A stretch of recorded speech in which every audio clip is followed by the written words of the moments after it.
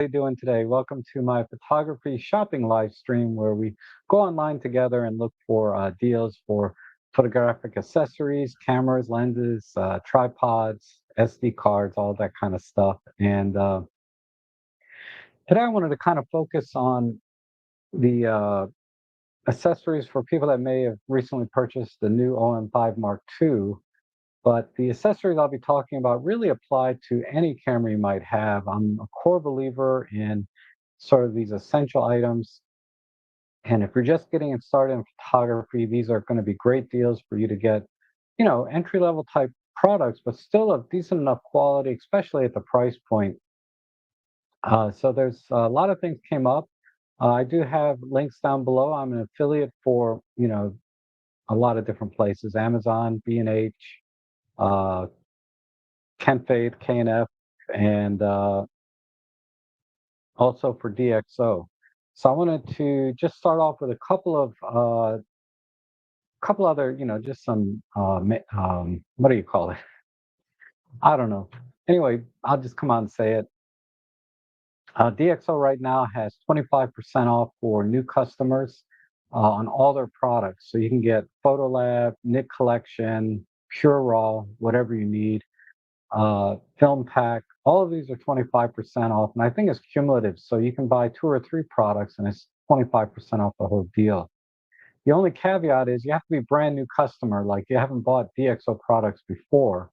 But as a longtime user of DxO products, I can highly recommend it.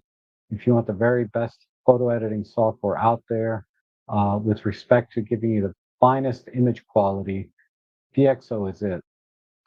There's a lot of other editors out there that have some fantastic tools that DxO does not have, like Photoshop has AI detection for removing things, and Luminar has some great presets and a very different workflow, and some of its AI tools. But every other tool out there, the final output is never as clean and crisp as the DxO products, in my opinion. Okay, and I've used them all. So um, I don't hesitate to recommend them, and it's not a subscription model based like a lot of other products. It's a one-time purchase, and they continually update it to new camera lenses and bodies as they come out. As far as I know, as far back as Photolab 6, two versions ago, they're still updating on a regular basis. I believe Photolab 5 is also updated, but I haven't opened up that in a while, so I'm not exactly sure. But in any case, you can expect very good support from DxO for years to come. And they also have upgrade pricing for current DxO customers. And I rarely see deals on that except on Black Friday.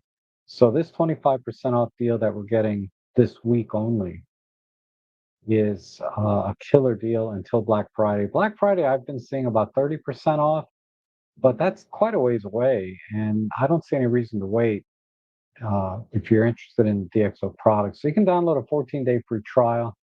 In addition to that, and something you really should put value on is that I'm always here on Fridays editing your photos using the DxO products. So, and I answer questions.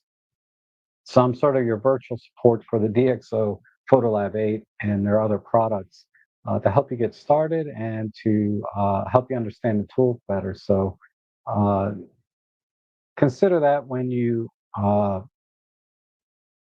before you make a decision on DxO, is that I'm here as well, live, every Friday to answer your questions. So, and you can always leave things in the comments section, but it's easier to demonstrate live in real time the tools if you have a question.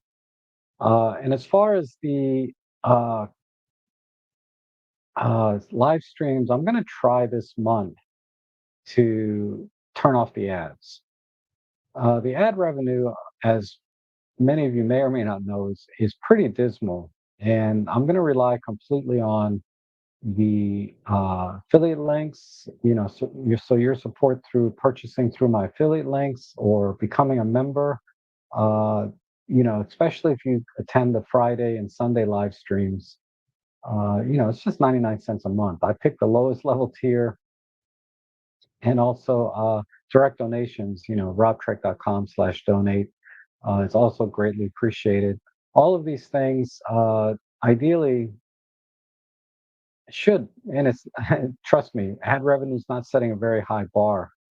I make anywhere from like $2 to $5 per live stream, were it not for these other streams, right? So I really appreciate that support. And um so let's get into the deals. Now, a lot of people are buying the OM5 Mark II, especially the sand beige color. I don't know how I missed it, but my local camera store had it in stock maybe yesterday, and I checked their website. I didn't see it. And then I get on this morning and it's already sold out, the sand beige color. So I kind of missed out. I wanted to go pick it up today and already sold out. So I'm very disappointed in that for myself. But now I'm on a wait list, and it's okay. I mean, I have an OM3 and OM1. I'm not hurting for camera, okay? But at this point, I just enjoy using cameras and having different camera experiences with different camera bodies. So we're going to talk about some other deals for some other uh, camera systems as well, because I don't exclusively shoot OM systems, although it's probably 90% of my shooting is done with that system. And 100% of all of my paid jobs are done with the OM systems. But time to time, I like to take out my other cameras and gear, uh, especially my Pentax monochrome, very unique camera, and et cetera, et cetera. I'll talk about more of that on Sunday. I'm kind of diving into more of a photo chat, but that's the other thing is this stream is also uh, going to be a combination of shopping and then open Q&A and photography chat. So if you have any questions, we'll start with primarily, gear related questions and shopping for deals. If you're looking for something, I can help you find a good deal and or a quality product at a decent price, because deals come and go. What I found, I've been doing this for 6 months now straight, every week, and I've been shopping for the last 10 years, as many of you have been shopping longer than that for camera gear. And doing this every week, I start to see patterns and trends in camera gear pricing and availability. And what I'm seeing now is the deals are getting scarcer and prices are going up. Uh, in and some of that's good and bad. The good thing is that prices are going up, but they've also come down. So I'll give you an example. There's like lens filters, CPLs, variable NDs. Early on in the year, the list prices were like $60, $70, and then they would have like a 50% deal. And I would put that on my page and I'd share it with you, and you would get that 50% off. Now, what I'm finding is they've lowered the list price down to say $35. Let's say it was originally 60. They've lowered it down to $35, and then they'll give 5% off. So the prices have come down in terms of list price, but the prices in terms of your total discount has gone up a little bit. And I think we're still kind of in a Wild West scenario where especially here in the US with tariffs and everything, I don't know what the prices are going to do in the future, but I do have a feel for what is a good price right now. And that's what I've tried to list on my page. So there's links down below, robtrek.com/deals will take you to my handpicked deals. These are deals that may not look like they're on sale, but it does come into that scenario where they've lowered the list price but are giving smaller discounts, if that makes sense. Uh, so we'll look at a couple of those kind of things. And it's good to see everyone here. I see Marcos here. Always good to see you. And Gordon, Peter, Henning Hoy from Germany. Wow. And Pete Franks and ATR Bear. I'm always happy to see you guys come in. Steven, Roger, of course.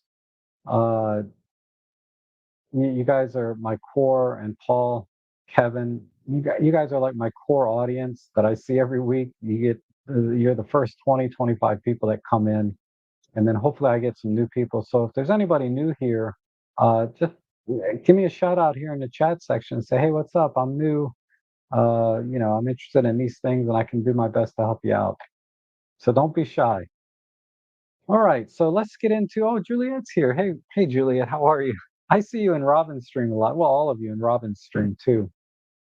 It's such a great community that we can all get together, both the you guys and creators here on YouTube. That it's a very friendly and beneficial, I think, collaboration between all of us. We all try to work together to give you the very best that photography has to offer, whether it's in OM Systems or with Peter, it's going to be Fujifilm, or he doesn't do gear so much anymore. He does a lot of street photography as well as Maddie. But all my long-term creator friends, we have such a great community, and I'm very happy to see all of you participating in not only my streams but in Robin's and Jimmy's, and commenting on everyone else's videos. So okay, that's enough of that. Uh, Gosh, I've been talking for 11 minutes, and for people that are new here, you're like, where are the deals? I'm 10 minutes, 11 minutes into this, where are the deals? So let's just get into it. Uh, okay, I got to rearrange my screens a bit, and hopefully the audio's working. The last few streams, I just were talking for like 10 minutes and no audio, but I think we're good today. Uh,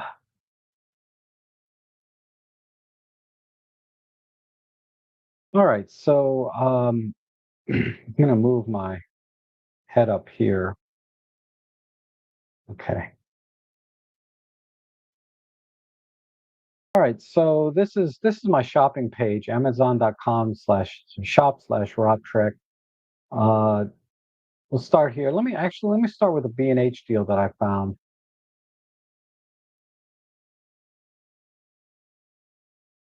H video. They have a deal zone every day, right? Where they have unbeatable deals. This is a good deal. A think tank photo bag for $50. So let me get the link for this real quick. I think that I have the link down in the description as well, but I'm going to put it in chat as well.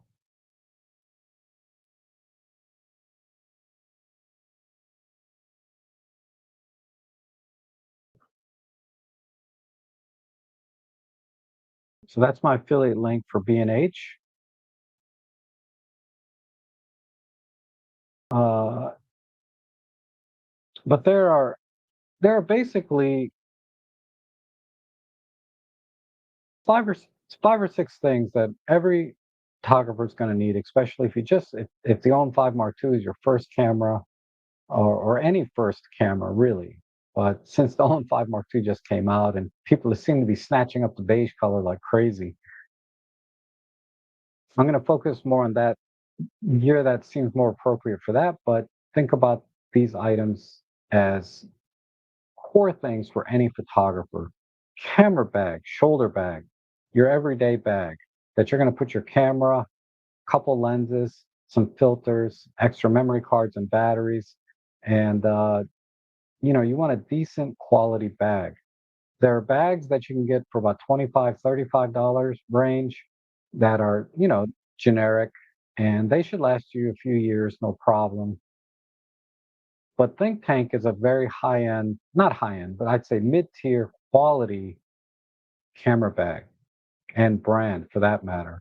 And this bag here, this is their 10-inch by 7.5-inch by 4.9-inch. So let's see if they have, here's an example. So they have a Canon camera DSLR. So your OM5 is going to fit in here very, very easily, along with a couple lenses and maybe a TT350 flash. And you can stuff a few filters here in the front and some batteries. And then you have the side pockets for maybe a mini tripod. This is a very high quality bag. You have nothing to worry about in terms of long-term durability. This bag I would call a 10-year bag, and the fact that it's only $50 right now is a smoking deal. Uh, it's also a little handle strap back here for putting onto your luggage, carry handle. But just to kind of look at the fine print here, you have this sort of semi-nylon canvas material, so it's going to be water resistant. It's also sealed here with the zipper. Now, these are not YKK rubberized zippers, but unless you're in a heavy downpour, your gear is not going to get wet.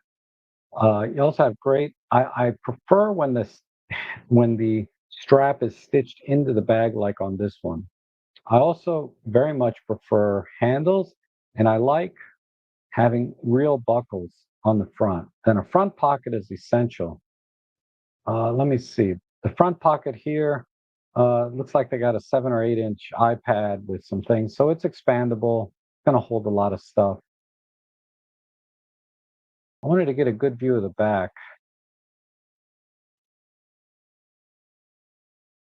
Doesn't look like they have a rear pocket.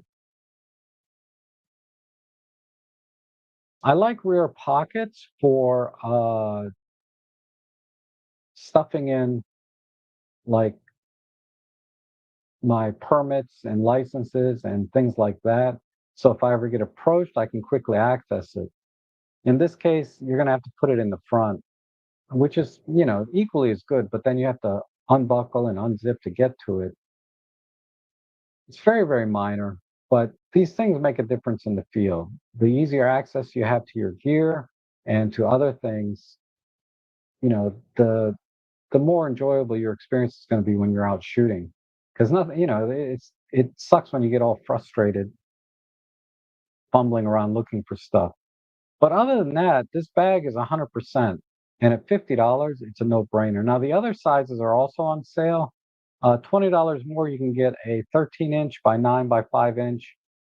So this is a wider bag. This is going to be good if you typically carry full-size flashes and say, pro lenses like the 12 to 100, 12 to 40 f2.8. This is going to be a little more comfortable and give you a little more wiggle room. And if you like to carry vlogging gear on top of that, say a GoPro or whatever things are out there, this is going to give you a little more wiggle room. Now on this one, they did put the rear pocket. I see. It looks like now the other one may have the rear pocket. I just can't tell from the uh, photos. But this one definitely, you can see a little bit of a gap here. So I like that. It's $20 more. So if you think you're going to expand and carry more gear, say 3 or 4 lenses, then, and I'm talking micro four thirds, this is the bag you want to get. And then of course the biggest one, I would only recommend this if you're shooting with DSLRs and some of the older camera bodies, full size cameras.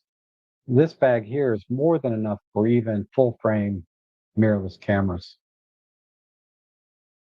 All right, let's go back to my page. So if you like Think Tank, you like the styling, you like the features and the quality, that is an unbeatable deal, no question. Because if I look for the Think Tank bag here on Amazon,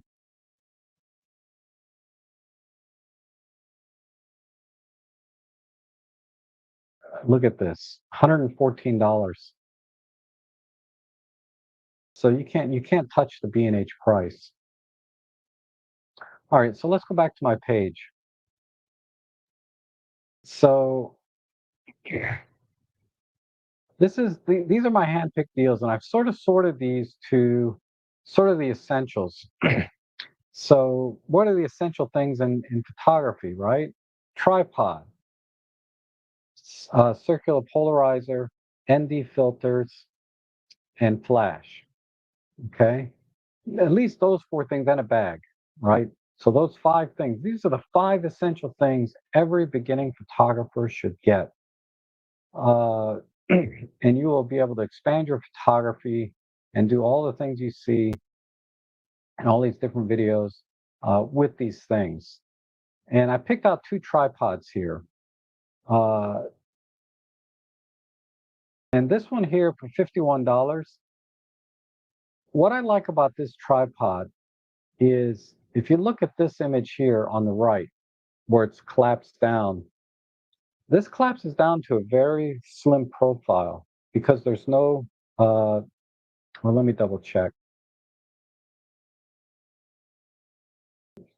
In this case, the center column is more of a triangular shape. And they've also flattened, if you look closely, they also flattened the legs a little bit. So this collapses down to a very slim profile, which makes it very easy to carry if you like to stuff it in the back of your backpack, or if your camera bag has straps on the bottom. This makes it so much easier to carry and compact and put inside a bag for that matter. And if we look at the dimensions here, uh, with the column extended 67 inches, so that'll come up to here, and with the camera will be over my head if I extend it all the way. Without extending the center column, it's already 56 inches. So on me, I'm 5'8". That's going to bring it to about here for me. Well, maybe more about here, chest level. But then when you add your camera on top, you're going to be about here. So it's almost eye level without extending the center column. And that's important. Like I said, you want to have enough clearance over bushes and brush and other things. And also you don't want to be kneeling down to look through the EVF. You want to have the camera as close to you as possible in a lot of cases so you can operate it, see the screen, look through the EVF. And this is a very, very comfortable height for me at, at 5'8". And then of course the lowest one is at 20 inches. This is good for flower photography and things like that. And the legs also, with the center column, you can invert it like this. And then you can also flatten the legs down. So you can probably get your camera down about this low overall. So it's really good if you're going to get into macro photography as well. And at this price point, I think you're getting a lot. They're including like the case, a little phone holder, and some Bluetooth thing here for your phone. I don't care about that, uh, but let me show you so you're thinking, okay, 67 inches is good. Why not 74? The problem with the 74 inch is, see how the legs collapse here? Look on the far right over there, over there. They collapse upside down. And this scenario makes carrying it, the diameter of carrying this tripod very, very large. To me, that's not an acceptable trade-off. Okay, I would rather have a slimmer profile and not quite as much height than have to deal with a bigger, more volume in terms of carrying this thing around. So this is a good deal too. If you really need the height, then go ahead and go with this. But this is the way to go, in my opinion. Okay, and then this tripod here, this is a little bit higher end. I have a very similar tripod, but again, I like this one better because if you look at the far right here, this thing collapses down to a very narrow profile because this one, in fact, has no center column. And the overall height on this one is not quite as high, but it's still 50 inches, which brings it to about here. But you have to appreciate how small this tripod is. You can put this in the side pocket of a messenger bag, certainly the side pocket of any backpack. This is a very, very slim, very small tripod. Did they give the dimensions collapsed? It's probably about 18 or 19 inches. They're showing 17 inches here. So when you close the legs, it'll probably be about 19 inches. So it's only about this big, when you collapse it down, if that. Because this is 12 inches, so 19 inches would be about, okay, so a little bit more. And you can buy center column extension tubes that you would mount on top. And I'm very familiar with this tripod because I have a very similar one, except mine has a center column, so it doesn't collapse down quite as nice. I think it's right over here, actually. Yeah, these are the same, basically the same legs, but the difference being is mine has the center column. And this tripod, if I want to collapse it, I have to invert the legs all the way. So I'm thinking about replacing this.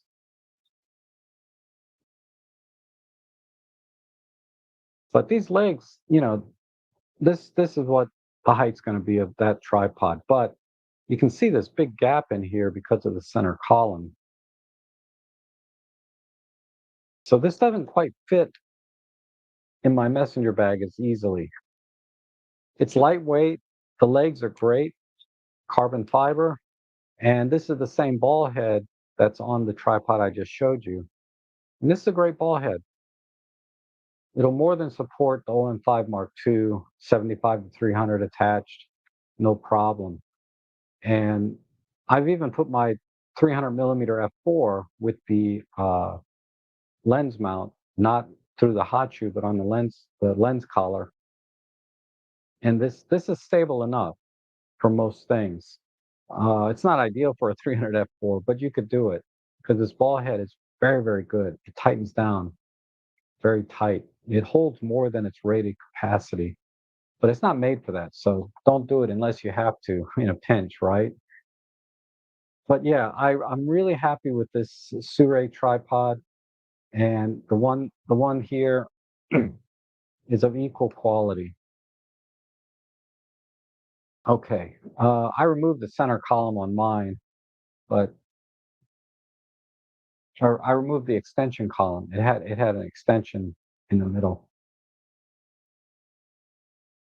Okay, let's go back to, and let me see, is this on sale anymore? Yeah, 20%. So never forget to check this box, right? So what you have to do is click on this, find it on this page. Oh, it's not here.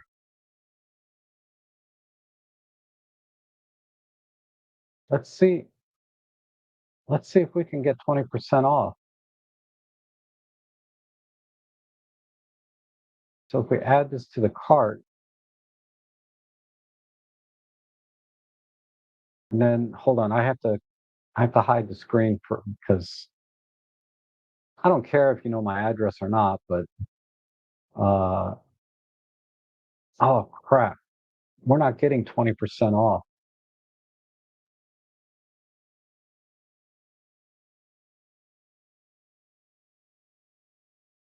All right. So when I looked at it yesterday, I was getting 20% off. Today it's not. So maybe they sold out. This is the other thing I'm noticing is a lot of products are that are on sale. Once they're gone, they're gone. And when they come back, they'll probably be at a higher price because of the tariffs here in the US. Uh, and there's a very good example of that with the Canon lens. Okay, so yeah, this was 20% off, but it's not anymore. That's too bad. What is this one? This is the one that I have. But you know what I paid for this? I paid $220 for mine. I mean, and it's essentially the same thing as this. And this one is $129, and it's even better than the one I have because of the way it collapses. But okay. If you buy this tripod at this price, it's still a good deal, but it was $103. Yeah, it was 20% off yesterday. So unfortunately, the deal is gone. things happen fast, right?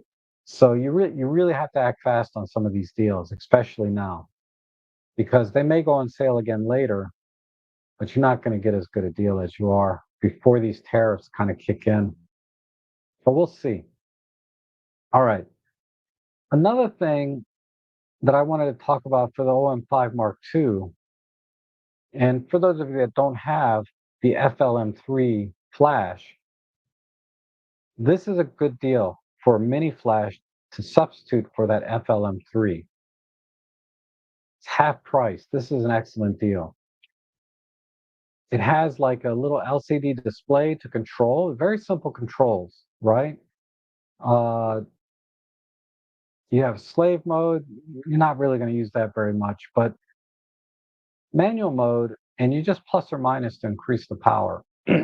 With the FLM3, the FLM3 had TTL compatibility, so you're going to lose that, but it's not a big deal on these flash photography in general, because you can just adjust the power very quickly. And the other thing you lose with this is the uh, tilt and swivel. And that's kind of overrated on such a tiny flash because it doesn't have enough power to really bounce off a wall and create soft lighting. You can in very low light and limited circumstances. Certainly gives you more options than not having that. But in real world practice, it's not that useful. Uh, so don't worry about that. The key advantage to this is the price, right? It's probably a third the price of what you could buy an FLM3 for separately, and it has its own battery, lithium-ion battery built in, so you don't have to worry about double A's, triple A's. It makes the flash more compact, and it's easy to charge because it's USB-C,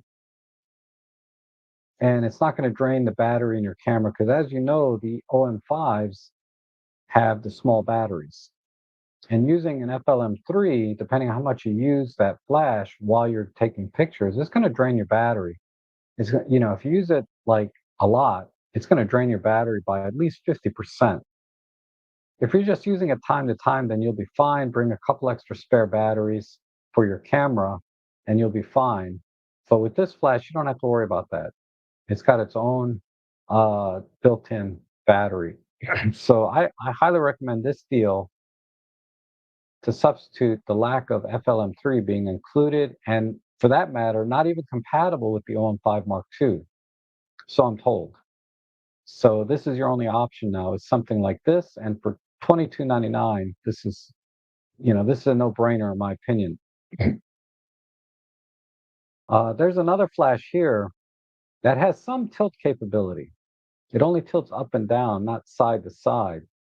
So it does give you that option. And there's a 5% coupon here. Don't forget to check that. It also has its own built-in internal battery, but this also has a front-facing LED light. So that it gives you, I wouldn't use it as, say, a supplemental light for video and things like that, but it is very good for helping the autofocusing system in low light. So, and this also has its own built-in internal battery. It's also roughly the same size as the FLM3. And yeah, it has a 400 milliamp battery built in. The other thing, okay, this is the other thing that's really neat. You can detach the flash off camera. It comes with its own radio trigger. So that allows you to take the flash off camera and still fire it. Seriously, that's a huge deal, especially if you're doing macro photography. Sometimes the lens gets in the way of the flash, especially with these small flashes. So you can take the flash off camera and put it up over the subject and do your macro shots, flower shots, bugs, whatever. So, and it's magnetic. So just be careful, right? Magnetic things can easily pop off. It may have an additional securing clip, but it doesn't look like it. It looks like it's all magnetic. But here's some examples. That's the XM5. You know how small that camera is. That's smaller than the OM5. And look how this light looks on there. This is probably, yeah, these are smaller cameras. Here's a Sony A60, whatever, 6 series.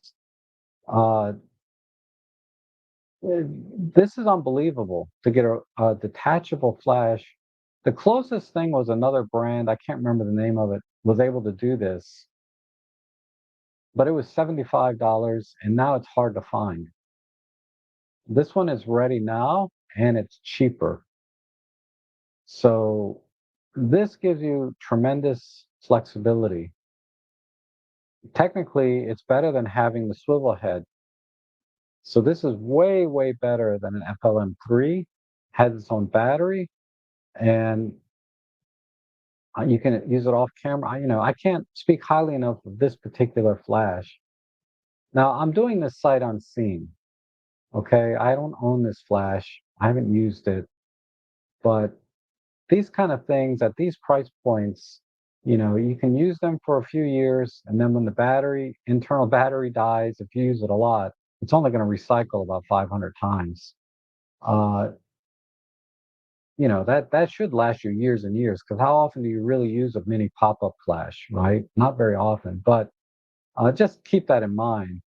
These are throwaway products. When they die, you chuck them. When they break, you chuck them, you buy another one. All right, that's just the way it goes. Now, if you're spending two, three, $400 for a flash, yeah, these are things that you expect to last 10 years, and many of them do. But these kind of products, these are products, like I said at the beginning, for beginning photographers getting started.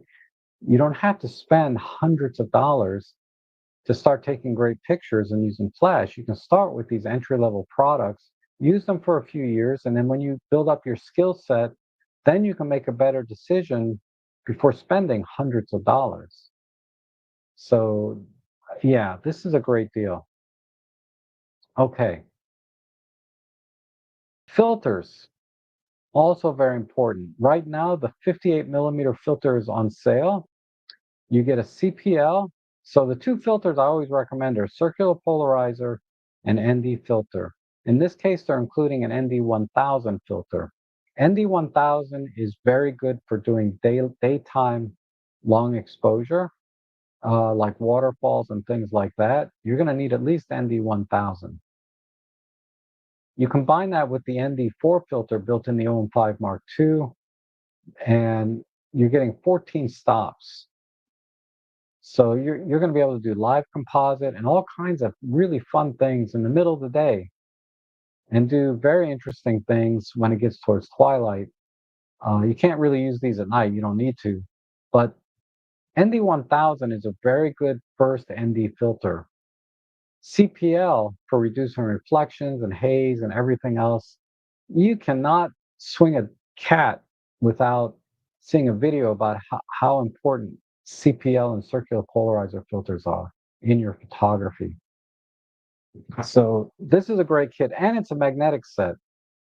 So you put the little magnetic ring on there. Uh, the adapter ring takes no space on the lens. You can still use your lens hood, and you can just pop on and pop off your polarizer, your ND filter. UV filter, just ignore that. Don't ever use that. Use it as a cup holder. I don't care. Those things are useless.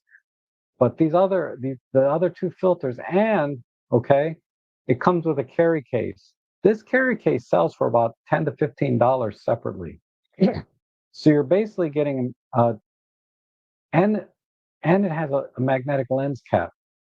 So these two filters and this lens cap in this case, it's definitely worth the $32.90 they're asking for.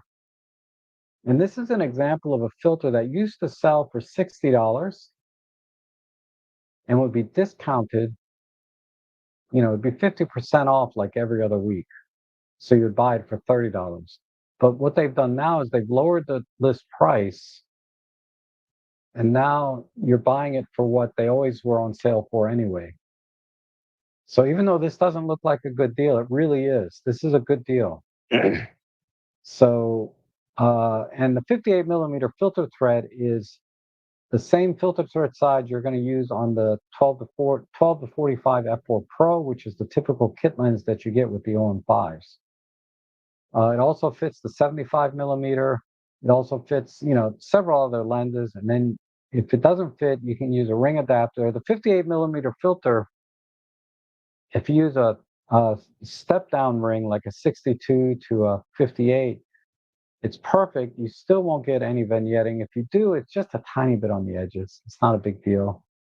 Uh, so I really like the 58 millimeter filter thread size for our own system cameras because it fits a lot of the different lenses, and it's going to fit the lens that you're going to use the most often. In this case, the 12 to 45 f4 Pro. All right. This is another filter set. This is $10 cheaper. Comes with a hard case, but in this case, it comes with an ND4 instead of an ND1000. So it's going to be 4 stops instead of 9 or 10 stops. You combine that with the 4-stop built-in filter with the OM5, and you can still do some daytime long exposure photography, but not as good as the ND1000. The ND4 filters are really ideal for portrait work and flash photography, where you want to stop the lens down to f4, and you only have a sync speed of 1/250th of a second. So you need an ND filter to so that you can maintain that wide open aperture and sync speed and use flash. So these are ND4 filters really good for portrait photography and flash, not so much for daytime long exposure. It's not dark enough, but it's perfect for that, the flash and portrait photography. And that's the strength that I use for my own portrait photography and flash. Uh, and there's arguments about using high-speed sync and things like that. Forget that. Okay, uh, it's high-speed sync flash is a little bit unpredictable and reduces the flash power, drains your battery. There's all kinds of negatives to high-speed sync when you're starting out as a beginning photographer that you're not going to really understand how to adapt for. As you get more advanced in your photography, there's certainly a place for high-speed sync. A lot of professionals use it, but it's a little tricky when you're just starting out, and it's unnecessary. Many professional photographers skip high-speed sync anyway and just use ND filters. ND4 filter is also good for video. I'm not a video guy, but the ND4 filter is ideal for video photography as well because, as you know, in video you have 24 frames per second, so you're like your shutter speed is going to be 1/48th of a second, and if you want to keep your aperture wide open, ND4 filter is ideal. But videographers typically use a variable ND where they can adjust it to exactly what they need rather than these solid NDs. The solid NDs are ideal for photographers because there's no color shift and very little, if any, loss in resolution. But certainly the color shift is eliminated when you use solid ND filters. And this is a screw-on set, hence the price difference. This is not magnetic. Uh, so depending on your needs, you may want to get one or both of these sets of filters. So to get both sets, you're going to be closer to $60 to get or you can pick one. I would pick the other one over this for photography, unless you think you're going to be doing a lot of flash photography. Then I would recommend getting both. Okay,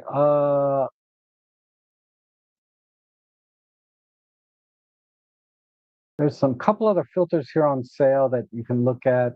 This is another bag.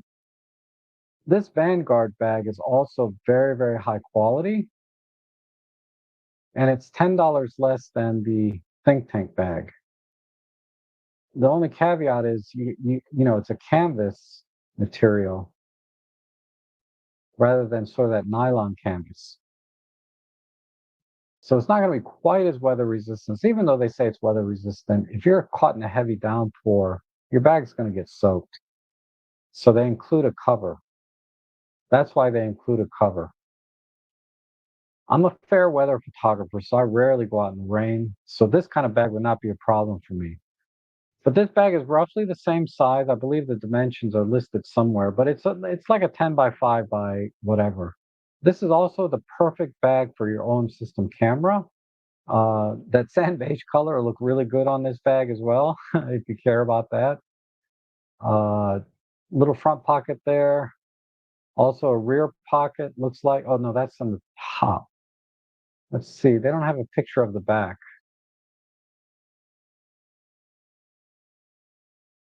Let's see if it's in the description. Yeah, there's the oh, that's a backpack though. I don't see the rear pocket. Here are the dimensions, by the way. Let me make sure I got the right model. The Ranger 21M. So the Ranger 21M here, where I'm sorry for scrolling up and down like this. The Ranger 21M. So here's the dimensions. It's actually a little bit smaller than the think tank bag, but we're still within a reasonable size to carry. Oh, here's the outside dimensions. There, yeah. So it's actually a hair bigger or a hair deeper than the think tank bag we looked at, and it's $10 less. And I would say of equal quality, this is like a 10-year bag. The main difference between the two in terms of practicality is this one, if you're caught in a heavy downpour, you will need to use the rain cover, whereas the think tank bag has a nylon canvas. So you can get away with a heavy downpour with that. But yeah, I like this bag. And it's got straps on the front, but it has the same qualities I talked about. It has the handle on top here.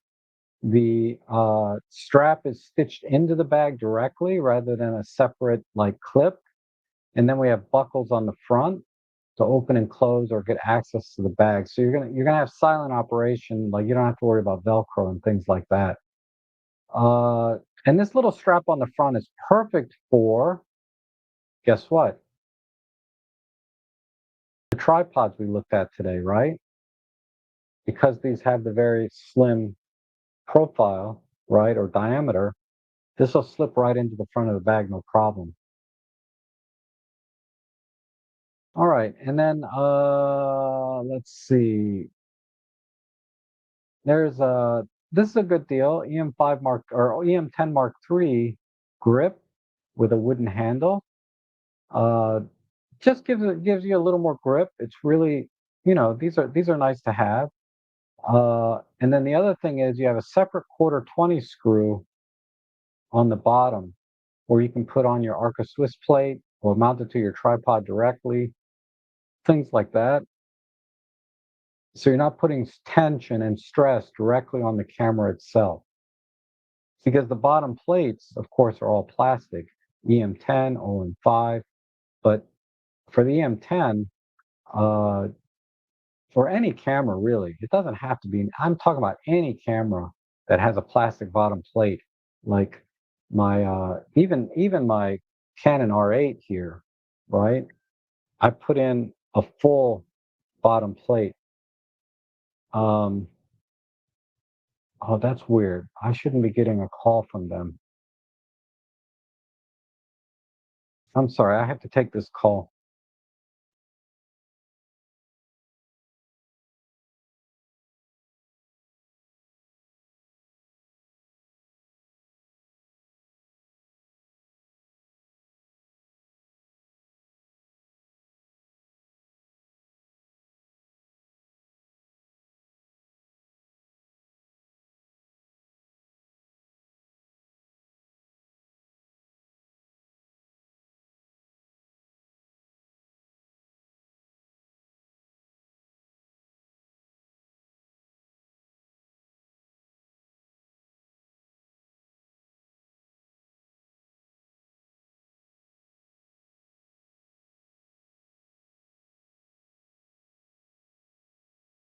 So sorry about that.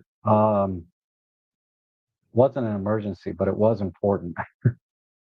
Okay.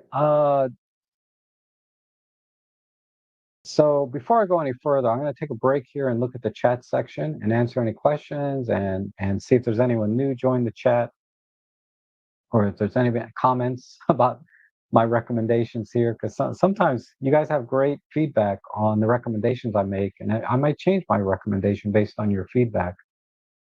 Okay. So Pete says there's an excellent deal on think tank bag. They're over. Okay, yeah, yeah. So he's commenting on the think tank bag I talked about there. And Chuck says the think tank 25i has been my go-to bag for my EM1 for a couple of years. And it's how's that holding up? Well, I'm sure it's holding up great, right? I mean, think tank is a very high quality bag. At at at even at full price is pretty reasonable. But getting it at the deal that I just showed you, yeah, that's unbeatable. Uh, Oh, you're gonna get the OM3. That's awesome. I really got to get around to making my OM3 preset video. I have a preset. It's done. It's ready. I don't need to tweak it anymore. It's a great preset if you like sort of that filmic look to your images. Uh, Straight out of camera. Really, really cool. And Fuji's here. Thank you so much. Hi from Sweden. Thank you so much for being here. And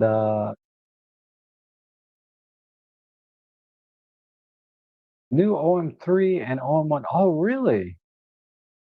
I'll have to check that out, even if they're minimal, you know? Um, because I was running into a slight, hopefully they kind of, you know, in the fine print or even in hidden print, like they don't actually tell you, but they just say other updates, right? I was having a slight problem with the shutter not firing, and I've resolved it, I think, through some various settings, but yeah, I don't know. I'll get into that maybe on Sunday. I mean, 99.9999% of the time, the camera's 100%, works great. But there was one time I was having a little trouble and I couldn't figure it out. I think I figured it out, but I'm not sure. And hello, all. Which hood did you end up for the 25 1.8 lens? Okay, so that uses, I think, the 46 millimeter filter thread. And but if you don't have the lens hood that comes with it, that's the one that I use. You can get this is the one I recommend. Uh, where's my 25? Here's the 17. I think that's the same filter thread. Is it on the camera? It might be. No, it's not on the camera.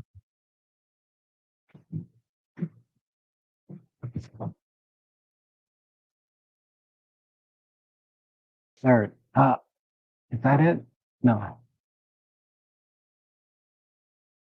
it's hiding in there. I see it. Okay. Somebody commented, I got too many freaking lenses.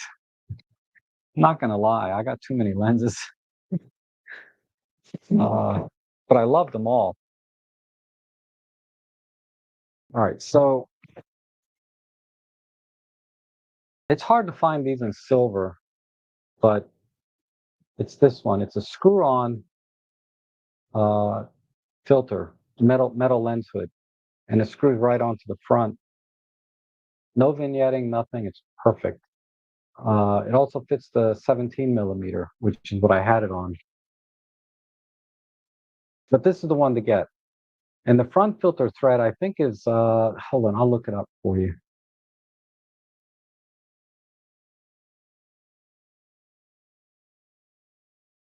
I have my filter page here. I keep track of all my different lenses, the ring sizes, the filter ring sizes, the lens hood ring sizes. But the 25 millimeter, so it's a 52 CI lens hood ring. This has a 52 millimeter front filter thread. So 52 millimeters on the front. So you can screw filters onto the front that are 52 millimeters.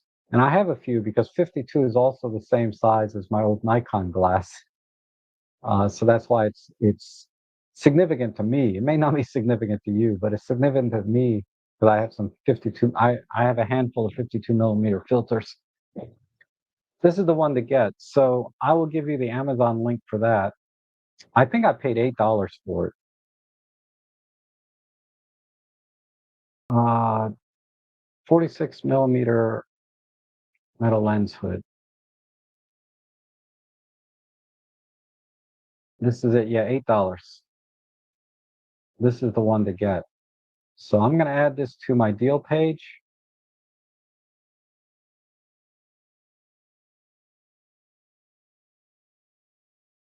And I'm going to give you the link here in the chat.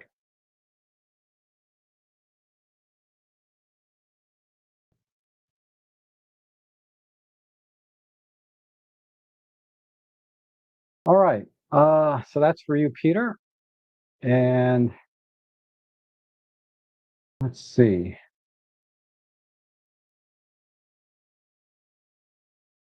Make sure I didn't miss.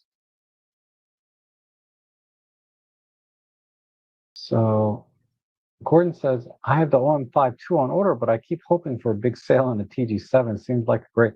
Yeah, I think it depends where you are. If you're in the UK or that area, what country you're in, I've heard of better deals than we're getting here in the US. In the US, the most I've seen is $50 off, other than the refurb site. So eBay.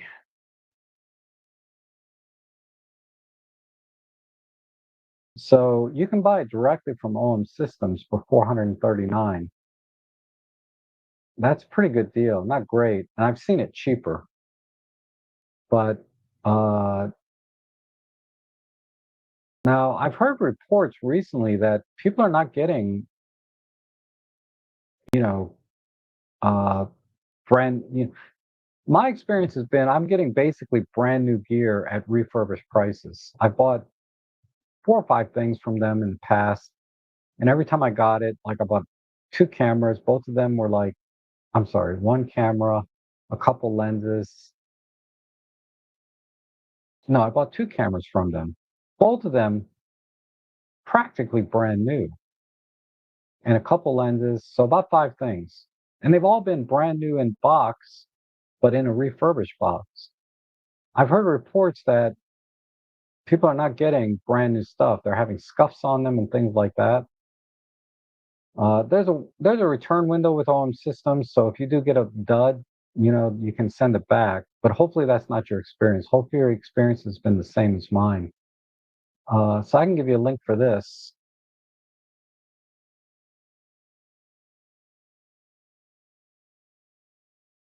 I'm gonna put that into the chat section.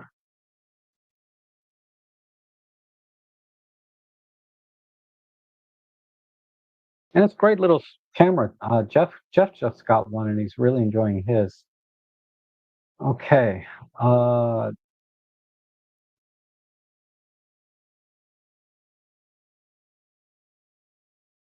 and Paul is here. Good morning.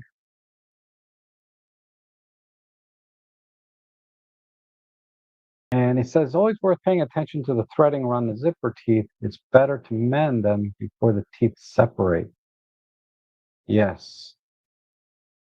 The, I have no doubt that the think tank zippers are going to be good quality and it's going to be less of an issue.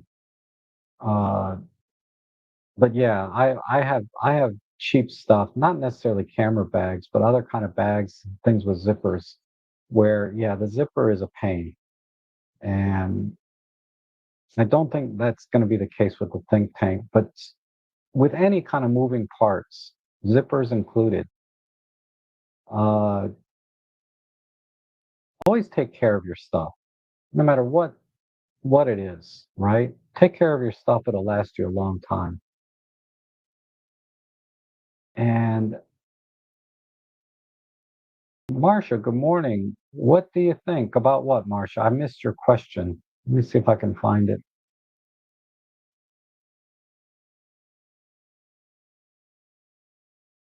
I don't see it. Marcia, I'm sorry.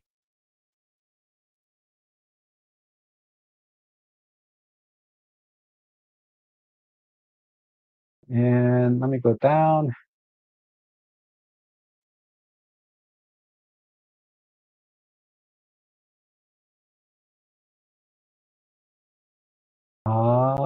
I'm still going through the chat. I'm sorry.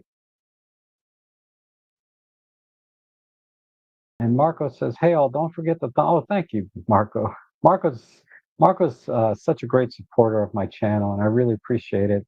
And don't forget that Marco has a channel, Hot Hardware, where he reviews primarily computer stuff, but also other tech like phones and things. And they do so much testing, and they put so much work into uh, their reviews and performance testing that you can trust what he says, what they say, I should say, on their website and in their YouTube videos. And also, he's a Micro Four Thirds shooter, so he can also give you help in the context of being a Micro Four Thirds photographer or any photography, for that matter. And let's see. So, Hot Hardware is their channel name, and hothardware.com is their website.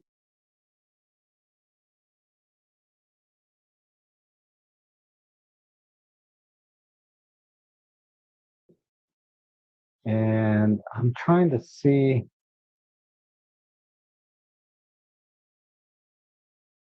I would always recommend additional grips with Arca Swiss. So Henning makes a very, very good point here, right? Uh, I always look for grips that have the Arca Swiss plate built in, but sometimes it's hard to find one that is has this. Many of them do. I'm going to say if there's a non-Arca Swiss version available, there's usually an Arca Swiss version available. But sometimes I just can't find it. But for the OM system stuff, Olympus cameras, you can almost always find grips that have the Arcus plate on the bottom, and it does make things a lot easier because you don't have to have a plate on there, and you can set the camera down flat on the table, usually like this, which, it's not a big deal, but it makes a difference, right? Uh, like I said, these little things in the field, these little workflow things, and having a full plate on the bottom is protects the bottom of the camera. If you're like one of these people that like to put their cameras down on a rock or brick or concrete, like every freaking YouTuber that reviews a camera, I don't. That's one of my pet peeves. I see them all do it. Why put your camera down and your lenses without a cap on? They have no rear lens cap on the lens, and they put it down on a brick like this. Anyway, rant over. Uh, Henning, that's an excellent point, and I always recommend that as you are. The only caveat, right, besides maybe there's not one available, right? There is one for the EM EM10 Mark III. They do have them with the Arca Swiss plates. The only caveat to that is they're typically thicker, right? So it adds some depth to your camera and weight. They're going to be heavier to support the Arca Swiss compatibility. It's minor. It's a minor trade-off. Okay, I'd much rather have the Arca Swiss plate the camera be a little bit heavier and bigger than not having it. But I showed that one because it was like $25, which is about half the price of what grips normally go for. Well, I take that back. Ones with wooden handles are usually $50, but this one was 25, and it's a very slim profile on the bottom. So it's not going to add a lot of bulk to the camera. It's really going to only add a grip to the front. So uh, thank you for bringing that up, though. You're absolutely right. But I just wanted to share my experience with that as well, and things to consider. Uh, what do you think of the Canon R8? I love it. It's a great camera. I just got this lens. I'll segue into this lens. This is the 50 millimeter 1.8. You know, you got to have, I've talked about this in previous streams, so I won't get deep into it, but it's a fabulous lens for this camera because it keeps the overall size and the grip on this camera is excellent. This is an excellent camera for, and I paid 1,200 for the camera, and I got it with the kit lens for 300 bucks, which was the 24 to 105 f4 to 7.1, whatever the aperture. It's the slower. It's not the L glass. So I got a good deal, and this camera does everything. Now there's a lot of things it doesn't do, but I got this for a couple of reasons. One, because I think it's an excellent camera. Two, because a lot of my friends have Canon cameras, and a lot of people in the photo club have Canon cameras, and I was struggling helping them with their camera settings and things because I didn't know the camera menu, I didn't know the Canon capabilities and different features that it has, and it was very frustrating for me uh, when I'm trying to help people with their Canon cameras, not to be able to just dive in and tell them what they need to do. So there's a couple of reasons I got it. It wasn't just for myself, but it was also so that I could help people more with their Canon systems in the photo club. Because a lot of people shoot Canon, and I can't help it. I got a good deal. I think I could have bought a used one in good condition with a used lens and saved about $300. But I got it brand new with warranty and everything, so I just decided to go for it.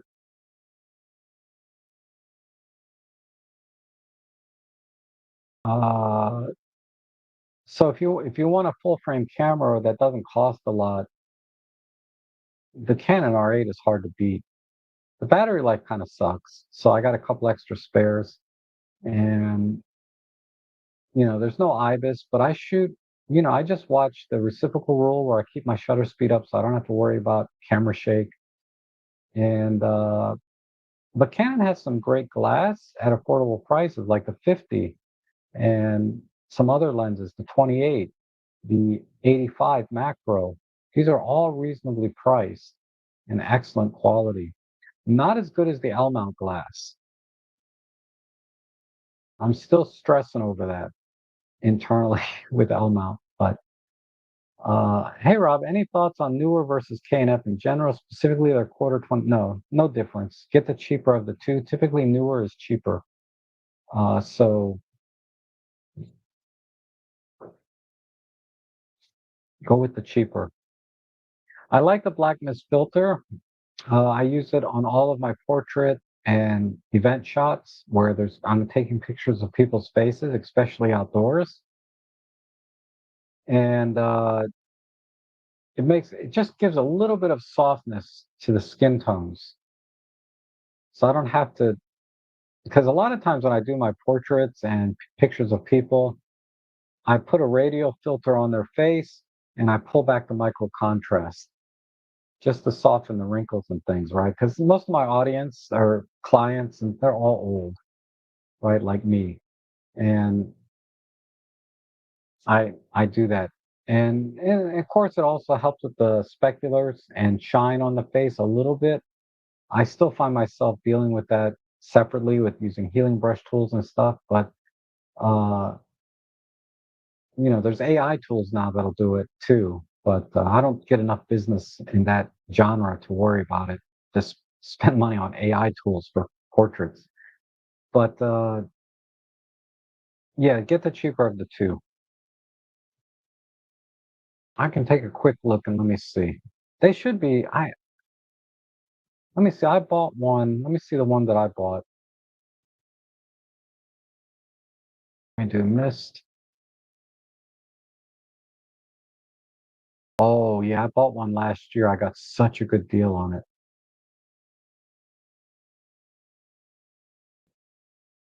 Yeah, I paid $12 for mine, but it was this one. It was on a sale for like 50% off or something. Now it's $20. This one works well. Uh, I don't know what size you need, but let's say it's for most likely it's the 62 millimeter.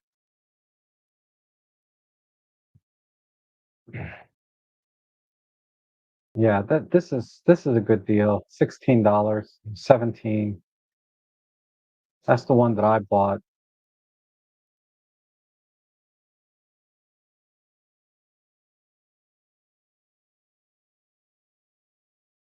I would just get this one. This one here. Let me give you the affiliate link for this.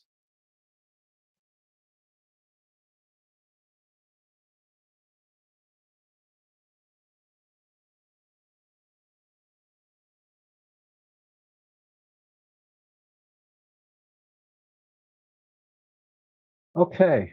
Uh,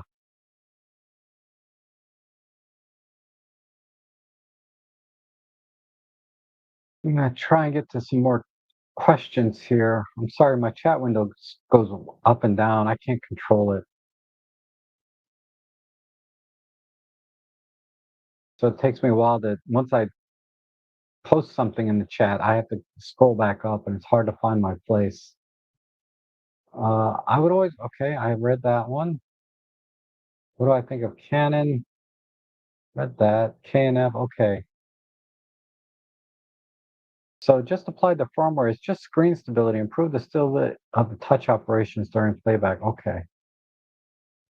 Thank you for sharing your experience there. And says, ZD says, I got a great deal on Nikon Z30 with 18 to 50 and 50 to 200 lens. $500. Wow. That's a smoking deal. A Z30 with the two lenses alone are worth more than that. So you basically got the camera for free. That's excellent. Congratulations, man. And the 20 megapixel sensor that's in that Z30 is an awesome sensor. You're going to get some great images out of it. And Intrigue is here. Good to see you. And Steve says, I'm with you on that, on the rant. Yeah, right? With the freaking lenses on concrete. What's wrong with them? Why? Oh, all right. Don't let me get upset about it. You know, I got bigger things to be upset about than that, but that just bothers me. And then Marco says, other than really expensive RRS eye plate, have you found any generic full coverage Arca Swiss plates? No, I've not. Well, the M5 Mark III, uh,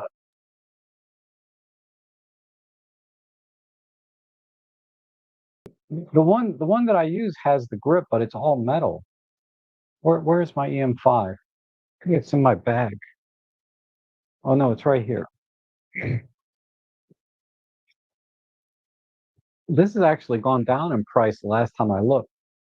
But this is all metal, full metal plate on the bottom. It's a Hogue brand, and this is metal. It has a little bit of a thing here. This is metal. So if you don't mind this little bit of extra grip on the M5, this is a good grip, and it has the Arca Swiss plate built in, like forget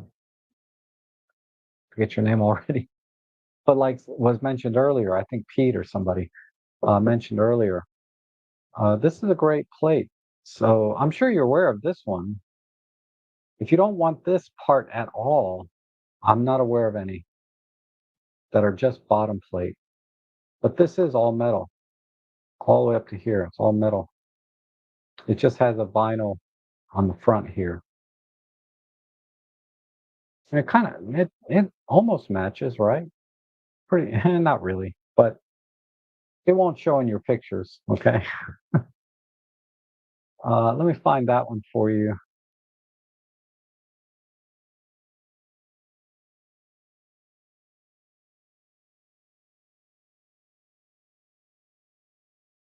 Yeah, it's even cheaper than I paid. I paid $52 for mine.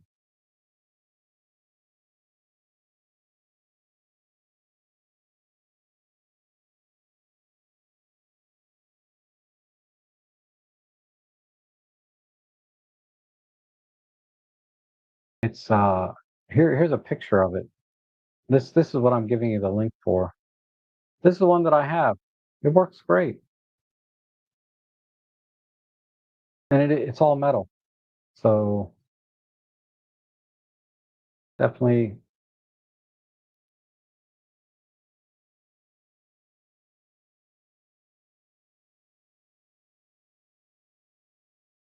okay. I'm pretty amazed with the yeah. So Gray Vanzini is a Nikon shooter as well. Uh, so that 20 megapixel sensor is awesome. It's the same one they used in the D500, I believe, and that was their top of the line APS-C camera some years back. I mean, sensor technology has been the same forever, right? It's just the autofocusing layer that they put on top of the sensor that could be different, right? In all these years, they had contrast, they had phase detect, whatever. But that's just the layer on top of the sensor. But the core sensor, 20 megapixels, is the same. So when you go online, and some people like to search Sony IMX, whatever, 293, etc. All these sensors are pretty much the same. The only difference between these different version numbers are is the wiring for the autofocusing usually. So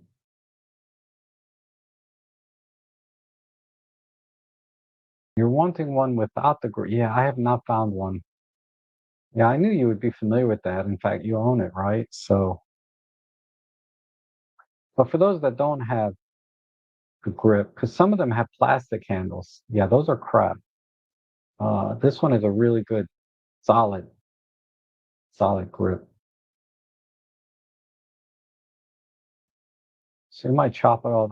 Yeah, it wouldn't be hard to do, right? Because you still have a little bit of lip here that you could trim just right behind the screw. Wouldn't be too hard.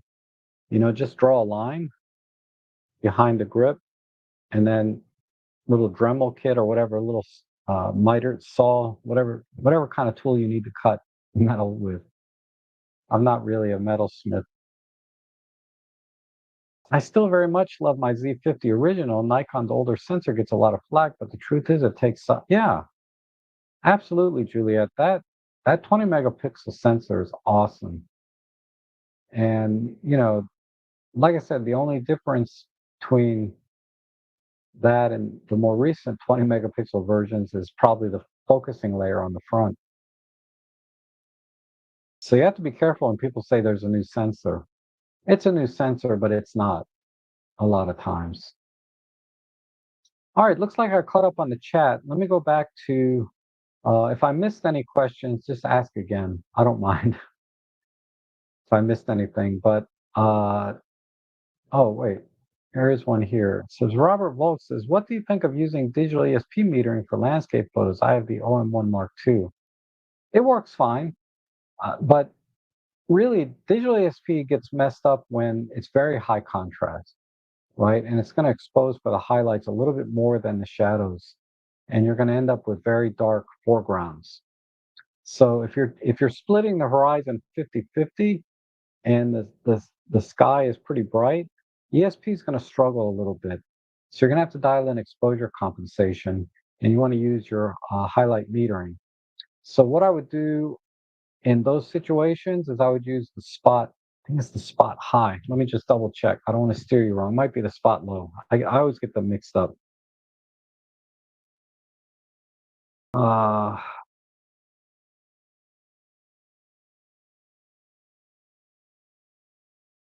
yeah, spot high.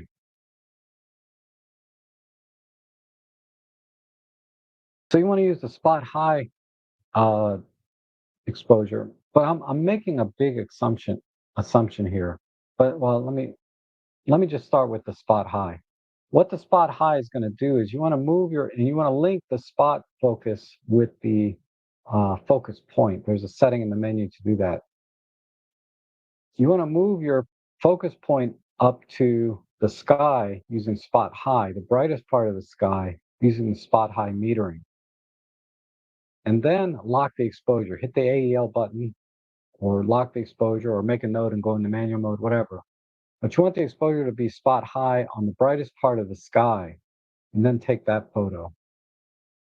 Uh, And what that does is spot high basically sets the exposure to one stop below the clipping point. Okay. So let's say your exposure is, you've locked your aperture at f8, you've locked your ISO at 200. So let's say when you use the spot high, your shutter speed set to 1/200th of a second. If you were to go to 1/400th of a second, I'm sorry, you're at 1/200th of a second, that's your setting, right? Just know that if you go to 1/100th of a second, meaning you're adding more stop, more of light, you're going to start clipping highlights. So that's where you're at. 1/200th of a second is one stop below the clipping point. So what you can do is, if the foreground still looks too dark, you can maybe go to 1/60th of a second, like a third of a stop down, but not more than that. Otherwise, you're going to start clipping highlights. So use spot high in those very high dynamic range scenes. Now, if the scene is about 1/3 or 1/4 sky, and the sky is not, like, you're not shooting in the direct sun, ESP is going to be fine. It's gonna kind of balance the two. But whenever there's a very strong backlighting, this is essentially a backlit scene, right? The sun is backlighting the mountains, the trees, whatever it is. You have to use spot high metering, and that will give you the best exposure without clipping the highlights. Uh, if the highlights are a priority, if you don't care about the highlights and it's a cloudy day or partly cloudy, then you can probably get away with ESP metering, regardless of where your horizon is. So now, if your sky is 2/3 bright and 1/3 kind of landscape, right, the bottom part, the foreground, ESP metering is fine. But it's always, I just wanted to give you sort of how I would approach a landscape scene. Is, if I don't want to clip the highlights, I'm going to use the spot high meter, point it to the brightest part in the sky, lock the exposure, then refocus on the area that, uh, wherever I want to do, usually 1/3 of the way distance wise, your typical, what do they call it? Hyperfocal distance, all of that stuff that you do in landscape photography. So hopefully that helps. But I wouldn't rely on ESP for everything. And you get a feel for it after a while, right? When you approach a scene, you can look at it and say, okay, ESP is going to mess up here, and you just use one of the other metering modes, or just shoot manual.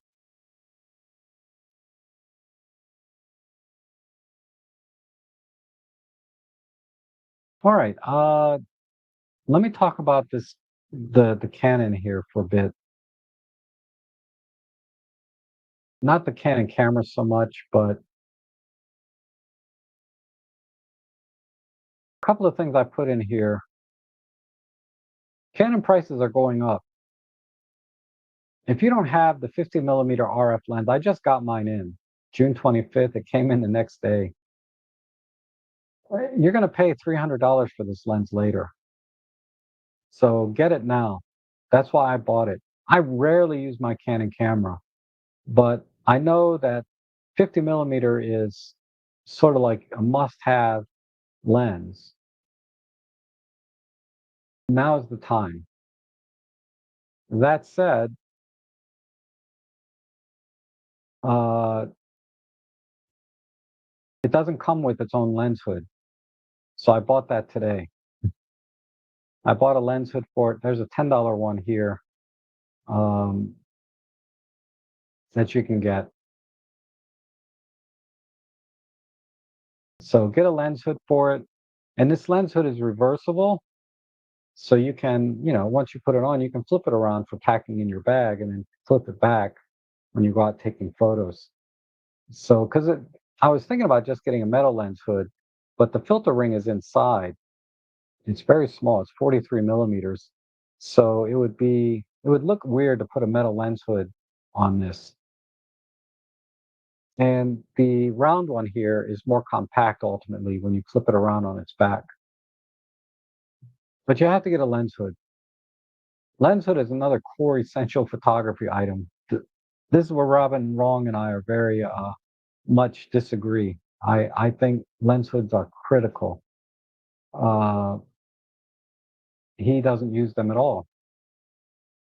Different strokes for different folks, right? The other thing I got, uh,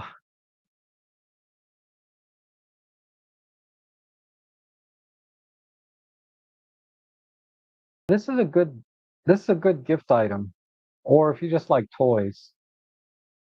But then, a vintage little TLR camera. I'm thinking about getting this.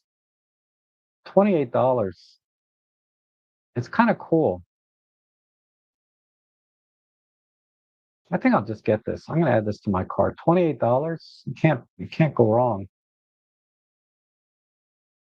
A couple of batteries chargers for Sony cameras. There's two here. There's one for $45 and one for $80, right? The key difference is this one has a built-in 12,000 milliamp battery. So it'll actually charge the batteries without you having to plug it into a USB-C port. You have to charge the battery in the charger itself. The difference being is that uh, this one is much bigger, right? It's like this size, and the other one is kind of smaller. But these are both great chargers. They charge your batteries very quickly with no problems at all. And they're at a discount now, 15 and 20%. That's about as good as you're going to get.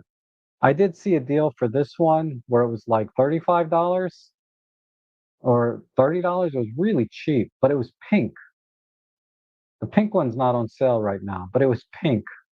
But now you can get a black one for 40. It's worth the $46, and this is worth $80. Of the two, I would still recommend this one because you can buy a power bank for about $20, and it's going to be a little more versatile than just this power bank here, because this also acts as a power bank, right? It has a 20 watt PD compatible port, so it's kind of an all-in-one solution. But I don't know, I feel like there's a little bit too much compromise for a general purpose power bank. So for me personally, I would get this and buy a power bank separately.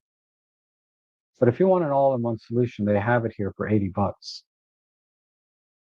All of these newer flashes here, I had the Canon one for a little while. I sold it to one of my Canon buddies. These are all excellent flashes. The difference between the regular C and the C2 Pro, C meaning Canon, they have it for Canon, Nikon, Sony, maybe Fuji, I'm not sure, but Canon, Nikon, Sony. The key difference between the regular and the Pro is the Pro has better heat resistance, so it'll fire longer without overheating, and also has a slightly more powerful battery. And a couple other minor things like channel scanning and backward compatibility with Godox. I think that's more in the trigger than the flash. Yeah, that's in the trigger, so scratch that. But for if you're just getting started and you want a good, powerful flash, you can get the regular Z2C. If you know you're going to be doing a lot of events, or you want to get a little better flash to start off with, for $28 more, you can get the Pro version. But if you're on a very tight budget, just get the round head, the Z2C, and not the Pro. But the Pro is a better deal ultimately. Now, there's this flash here that's even cheaper. It's about $20 cheaper and the only difference between the two is this is a square head, this is a round head. The square head has some advantages and disadvantages, right? One of the advantages is it has a longer throw. It's going to send the light further, so you get more distance out of the square head just because of the design than you do the round head. I would say almost a full stop difference at a distance. So if you need flash and you need to project that flash far away, whether it's a round head or a square head, it won't matter, right? The light's so spread out anyway. The This is the better way to go is with the square head. And there's lots of accessories for square heads. So if you need diffusion and all kinds of things, it's pretty much as good as a round head anyway. Especially when you're putting these inside diffusers, there's no difference. The round head, the only advantage to it really is that uh, it does spread the light more evenly in a more even pattern when you're shooting, say, full body shots and close-ups. Okay, uh, so it's it's just a hair nicer.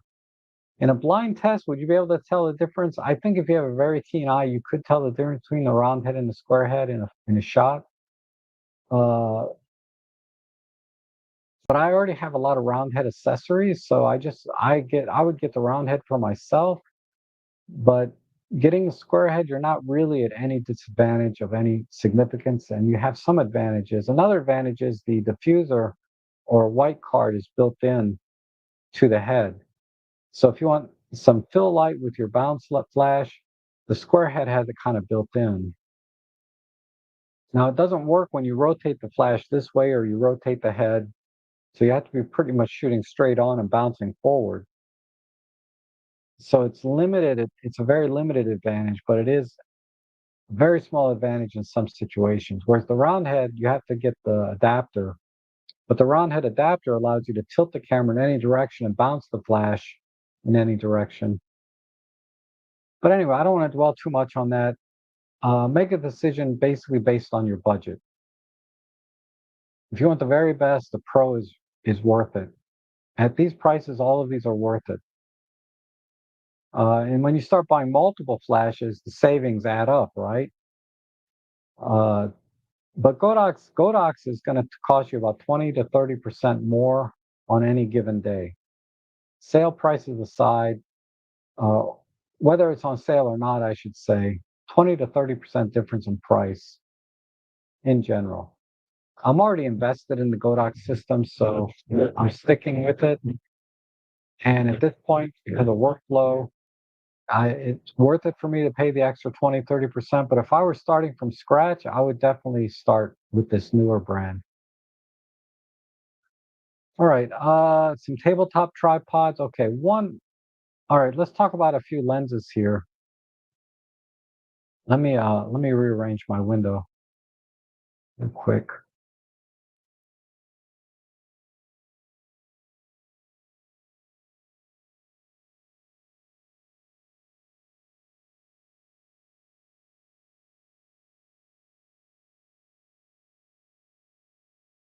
Okay, I was just checking the chat. I see a couple of questions. I'll get to them in just a minute. Uh, okay, here's some more tripods to consider. I don't like these as much because of the way they fold. Now, this one is kind of a roll of the dice. And this is going to cost you $40 to $80, all metal. You can take that handle out. You don't need it. This mini tabletop tripod, $24 is a steal. The caveat being is it looks like it's being shipped from China or wherever. So it's going to take a while to get here if it ever does. All right. So this is the kind of item, put it in your bag. Oh, see, they show here the handle can be removed. Uh, this is the kind of item you buy it, hoping it comes in. And if you get it, you got a tremendous deal. If you don't get it, you get your money back, no big deal. But you're going to have to wait either way. It's not coming anytime soon, 2 to 3 weeks, right? And this is not the kind of item you need right away usually. So you don't, waiting for it's not a big deal. But that's a killer deal for this kind of tripod. I'm just telling you now, I've not seen this deal in months.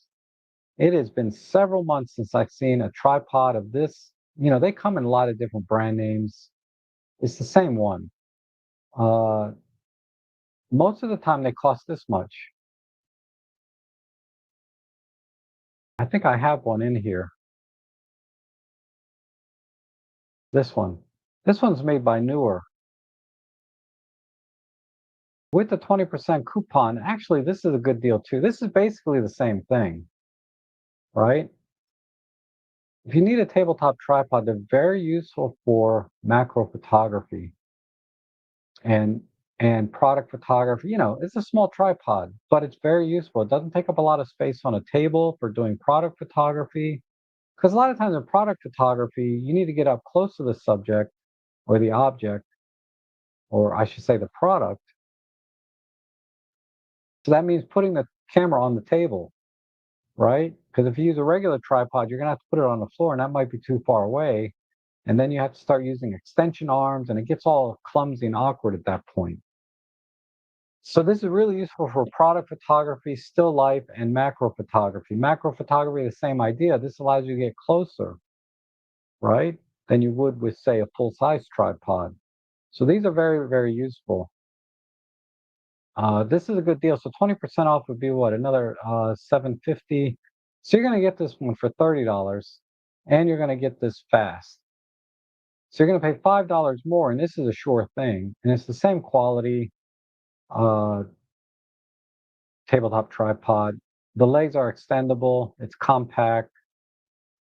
I'm going to show you the one that I bought, though, ultimately, because I was seriously considering this one and another one. The one I ended up buying, it's in my bag over here.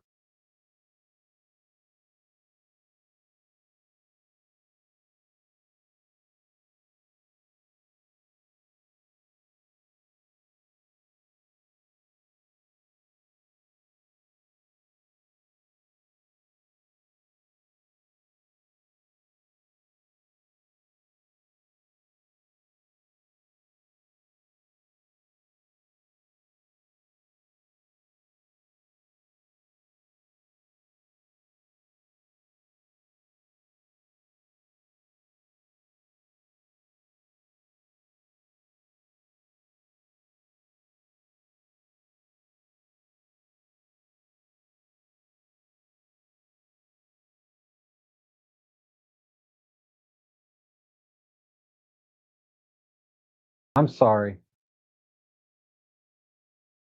I don't know how long I was out on audio. Probably back when I was talking about this. So let me just recap this thing real quick. Uh, this is a good deal. Okay, that's the recap. But you have to wait 2 to 3 weeks. Okay. Uh, this one is $5 more, but you can get it right away. I can get this like in a couple days. And I was deciding between wrong page. I'm sorry.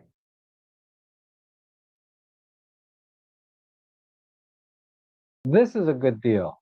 This is the recap. This is a good deal. $24, but you have to wait 2 to 3 weeks. This tripod sells typically for $50 now. I've not seen this deal in a long time. That said, if you want it right away,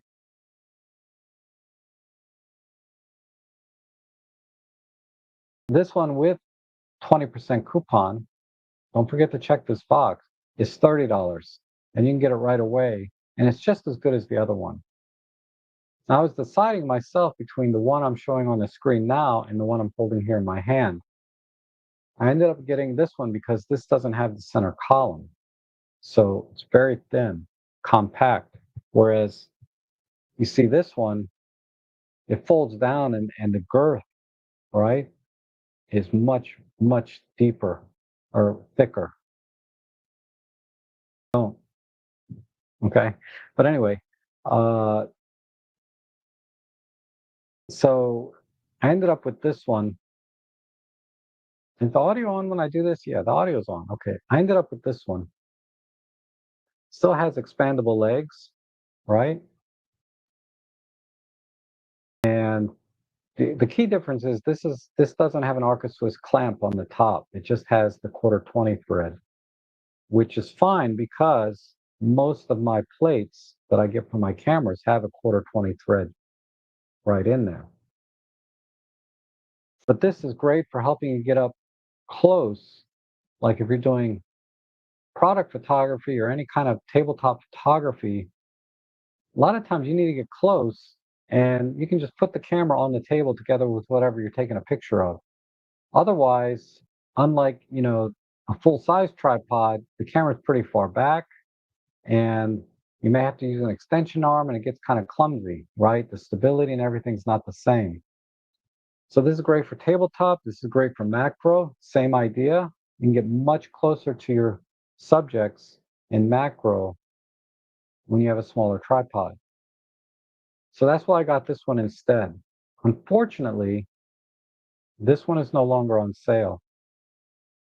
Let me go to that.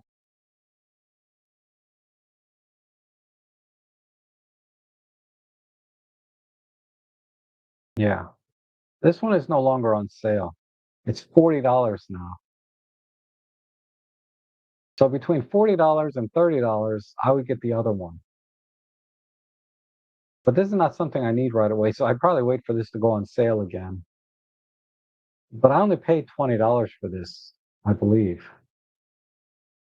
Let me see exactly what I paid for it. If I paid $40 for it, I'm gonna be pissed. No, I paid $20. So I got it 50% off. I had this on my deals page. So hopefully some of you got it when it was on sale. All right, let me get to the chat section.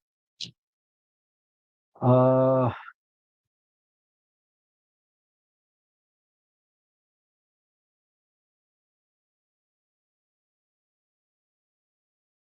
so I like lens hood for safety. Yeah, so it'll protect the front element somewhat, right? And that's definitely a spin-off benefit. I use it for that, for the safety, and also for, you know, any kind of glare that gets on the front of your lens. I know our lenses have great coatings now, but flare is flare. You're going to lose contrast if you got light hitting the lens directly. Period. Okay. Uh,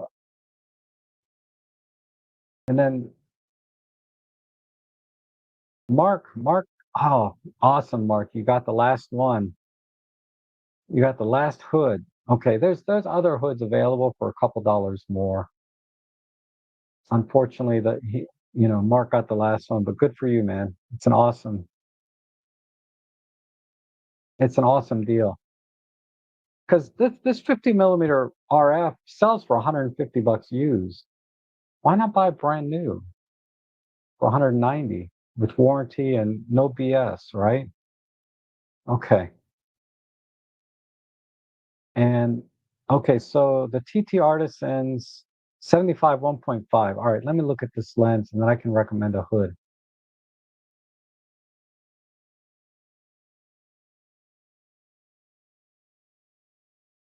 TT Artisans.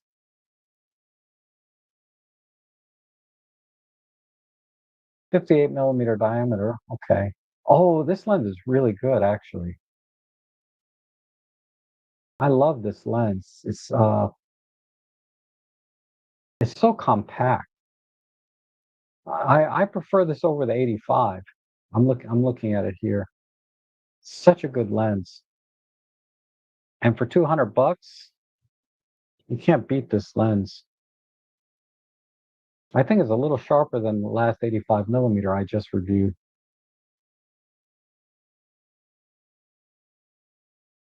Okay, for this I would just get the same thing. Uh, I thought mine came with a lens. Did you lose your lens hood? Because mine came with one. Oh wait, duh, God, my mistake. I'm looking at the 75 f2. Here's the 1 point. PT Artisan 75 1.5. Okay, so for this, you don't have to worry too much about vignetting because the field of view is so narrow. So you want to get one of the longer lens hoods, metal lens hoods. If you get one of the short ones, it's not good.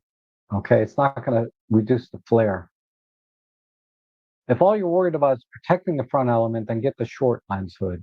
But if you want to actually reduce flare, you want to get one of the longer ones. So let me see if I can find one. So 58 millimeter filter thread, you said, right? Let me just double check.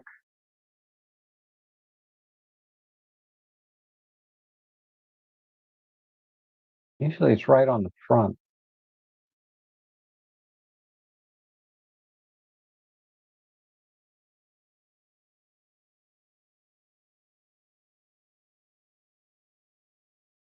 How come they don't? You might have to take your word for it. Oh, it says it right there, 58 millimeter lens filter. Okay. And the lens filter, oh, it's a stupid UV filter. All right. Yeah, don't put that on your lens. So 58 millimeter metal lens hood, right? This one is kind of in stylish. This is pretty cool. I like that one. And and then there's this one. So if you're more of a pragmatic person, just get this one. This is just the right depth. This is not too short.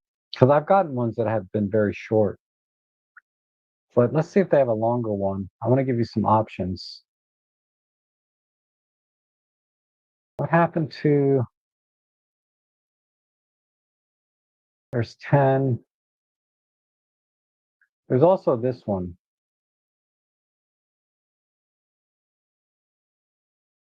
This one is probably the best one to reduce the flare the maximum amount. So if it were me, that's a tough call. I kind of like, let me close some of these windows down.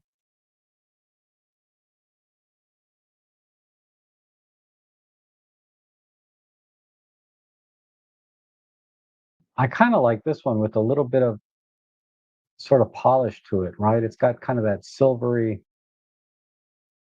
dual tone.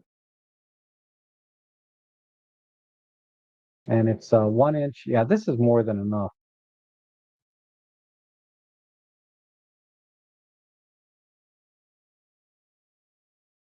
There's an actual picture of it. So I'm going to give you links to both of these, okay? And I'm going to add it to my deal page. Uh,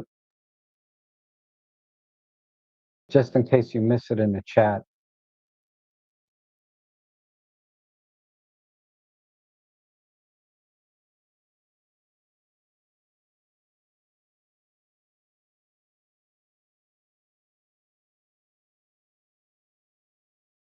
Okay.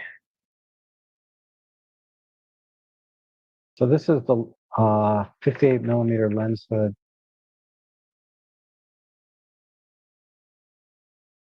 So that's one. And then here's the other one that's kind of fancy with the kind of a chrome ring on it. I think that looks really good.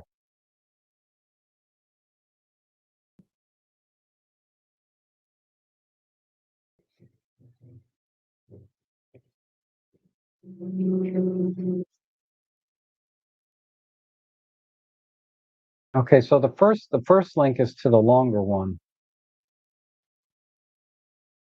This one. This will give you the most protection, the most reducing flare, and all of that. This is the same one that I use on my 75 to 300 millimeter. Uh, OM system lens. So let me just do one more thing.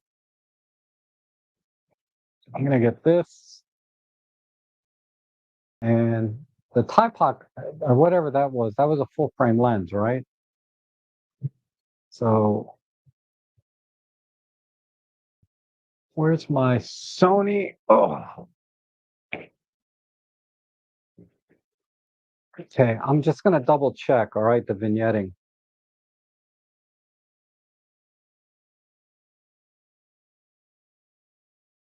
Because I have the TT Artisan 75 f2, which I really like.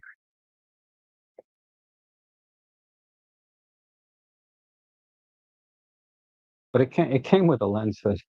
But I'm gonna put this one on there. I think the thread size is a little different though.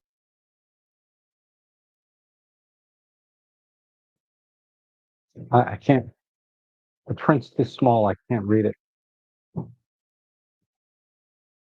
Okay, it thread size a little bigger than this, but I'm gonna put it on here and see if there's any vignetting.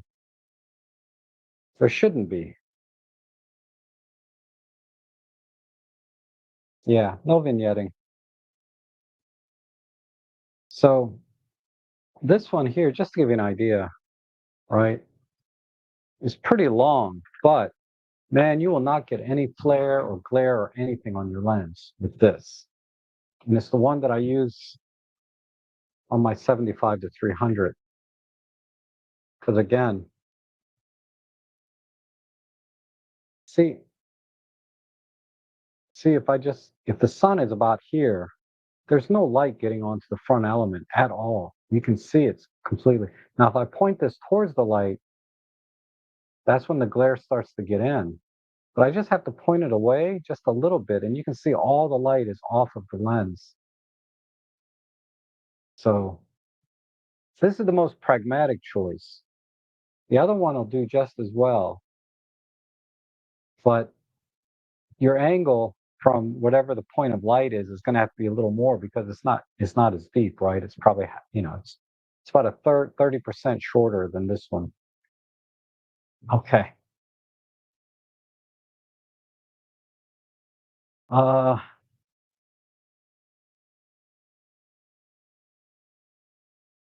let's see. There's some.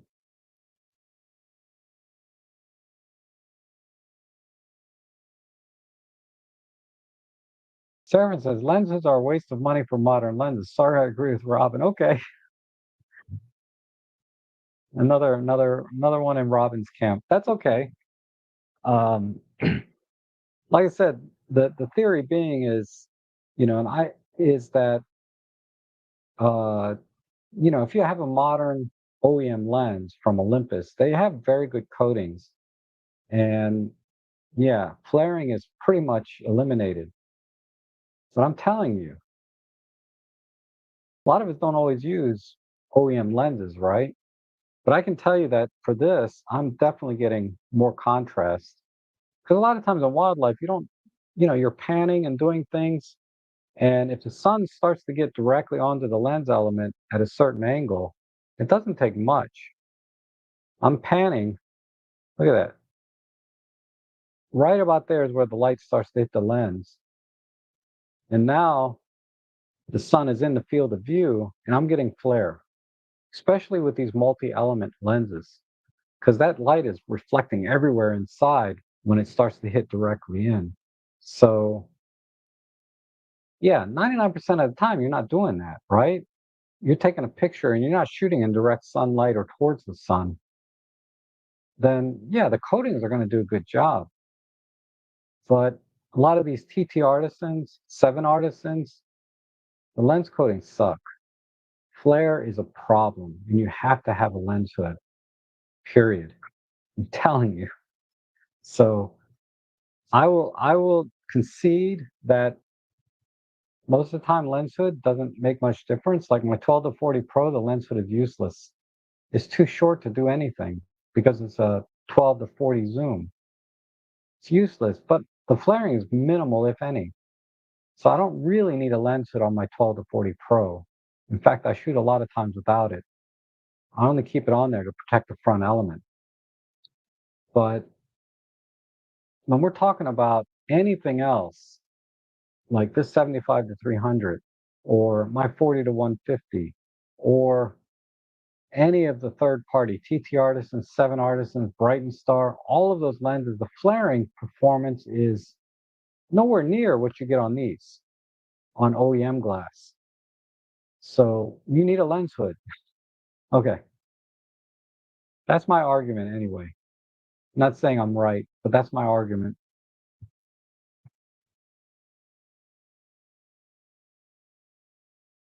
Yes, M42 screw mount with adapter to my Nikon Z8. Okay. And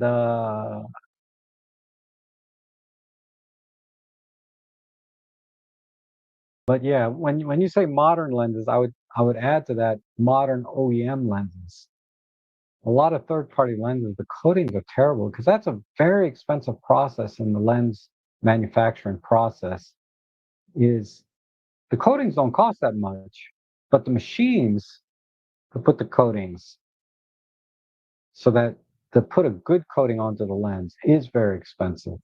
And a lot of these third-party companies, they're not spending, money for that because they're trying to sell you a $100, $200 lens, right? Okay, so I agree with you partially. Uh,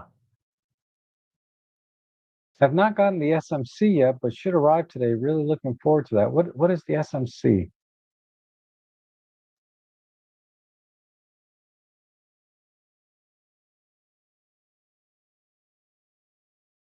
And how do you feel about the Mzico 12 to 42.8 Pro lens? I love it, especially if you have an OM1. It's like bread and butter. The 12 to 40 Pro is an awesome, awesome lens. Uh, Will, you're brand new, or maybe you've never commented before. I don't recognize your name, but I can tell you that lens, I've been using it almost since I started shooting Micro Four Thirds, and it has never failed me. The most extreme case being is I once left it outside on my table, face up, no rear lens cap on. We had an ice storm. I went out the next day and I said, "Oh crap, what is my lens doing out here?" It was filled from bottom to top with ice. I couldn't zoom in and out. It was locked. All right. So I put the lens near my heater, right? I have radiators in my house, four radiators. Uh, I put it on a table near one of the baseboards for a month, let it dry out, and put it on my camera. And that was years ago, and I'm still using that lens to this day. Now, the lens has water spots inside of it now. So I'm definitely not getting the tack shark images that I got when it was brand new. But they're good enough for the kind of stuff I deliver, you know? I'm not trying to get razor sharp images. I'm doing portraits with it usually, right? At events and things where I'm softening the image up with a black mist filter, whatever anyway. Uh, so if you can get a good deal on that, uh, do not hesitate to buy that. I use the lens a lot actually, even on my EM5 Mark III, my OM3. It's a little big for those cameras for me, but a lot of people have no problem with it on those smaller cameras. The there's another lens, the close-up focusing capability. You get very close-up photography is great, and the lens is built like a tank, is very durable and tack sharp. So definitely get that lens if you don't have it. The alternative being if you don't need f2.8, the alternative is the 12 to 45 f4, which is also excellent. I'm still considering that lens. I'm leaning towards not getting it because I have a kit lens, 1442, which is also excellent in my opinion, but I need the 2.8 a lot of times uh, for low light, and an alternative would be the Panasonic 12 to 35 f2.8. The only caveat to that lens is you lose in-camera focus stacking. So, and you lose the SH2 50 frames per second. So you're going to be capped at 25 frames per second. the focus in-camera focus stacking, and you can still bracket, right? But you can't stack in camera with off-brand lenses. So I would, for my purposes of like event photography and stuff, I'm considering the 12 to 35 f2.8, because I'm not going to focus stack and I'm not shooting 50 frames per second. But it's a smaller, more compact lens than the 12 to 40, and every ounce, every gram, every ounce counts when you're packing gear for events. So I've not bought it because I have the 12 to 42.8, but because of the water spot, which I just said was not a big deal, it bothers me, right? It bothers me, even though it's not really having an impact on my delivery to clients. Okay, but yeah, uh, good point. I never buy third-party lenses except Voigtlander. Yes. Wow, crazy story on the lens. I haven't caught a stream yet, but enjoy your videos. Oh, thank you, Will. Good to see you here. I'm glad. Where's my 12 to 40 Pro? It is it is on my camera in that bag, I believe.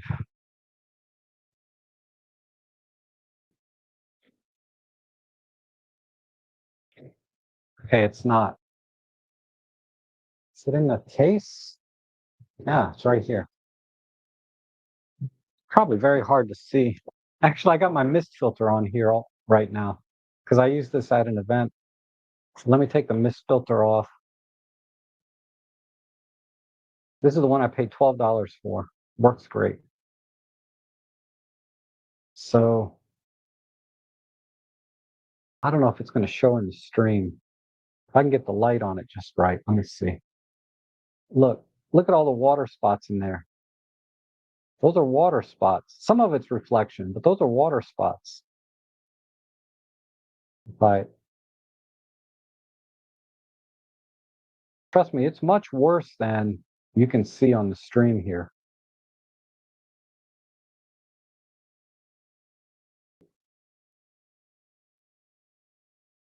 It really is much worse than you can see in the stream. What if I collapse it down? Is it any easier? No. There's a couple of spots, big ones there. But yeah, my mist filter back on. But yeah, this I use a lot for when I'm shooting people, mostly. The mist filter. And, for events and stuff. It's a great lens.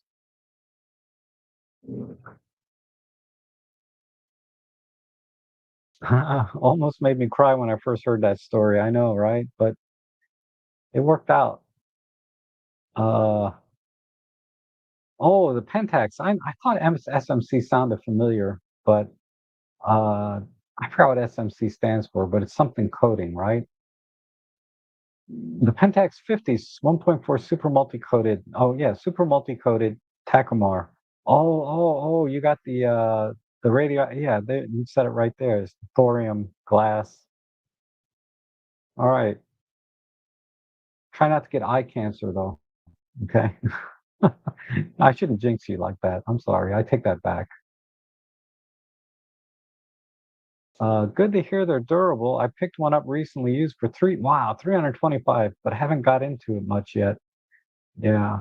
So definitely take advantage of its close-up capability for flower photography, and definitely for events.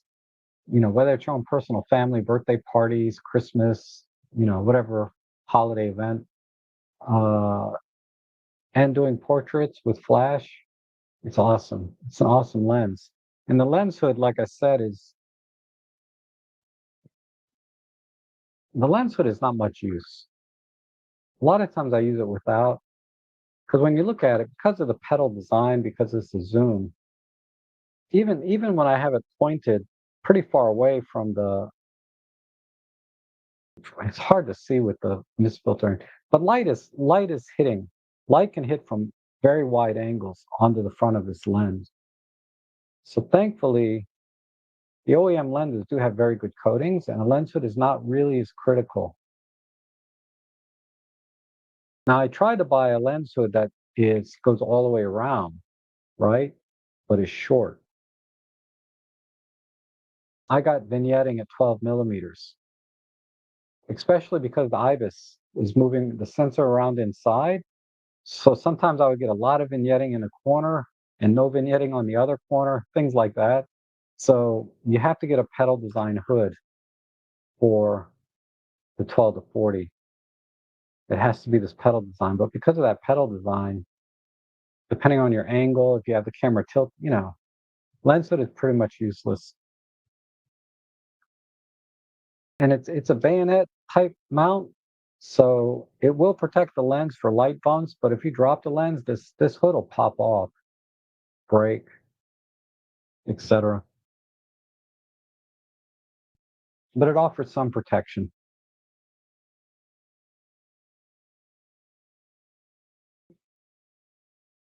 Okay, I got me my got me that 12 to 40 for my birthday. So your significant other, whoever that might be, I assume, birthday, the EM1 Mark One came out, the Olympus Glory Days. Yeah, the Glory Days of Olympus. And your wife got you one. Great. I was gonna say, man, somebody get you a 12 to 40 Pro, they have to be pretty close. I shoot with an OM1, but don't have any MFT lens with enough reach for wildlife. Are there any recommend if you could only start with one? Ooh, it okay. So the no-brainer lens is the 75 to 300. On the OM1, that's an awesome combination. So I'm going to give you a link to my Flickr page where I'm trying to group things by lens and camera and other kind of things.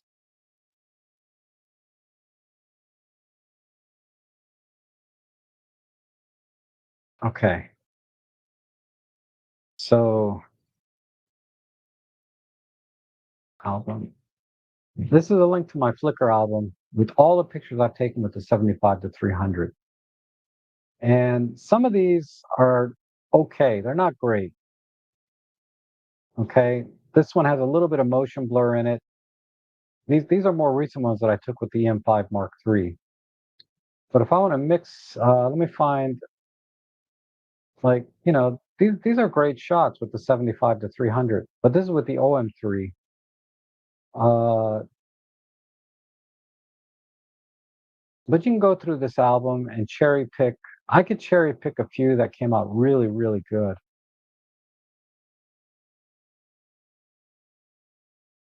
Like I really like this one. I almost got this frickin' guy. My buffer filled up and I lost the shot of him dipping his beak into the water.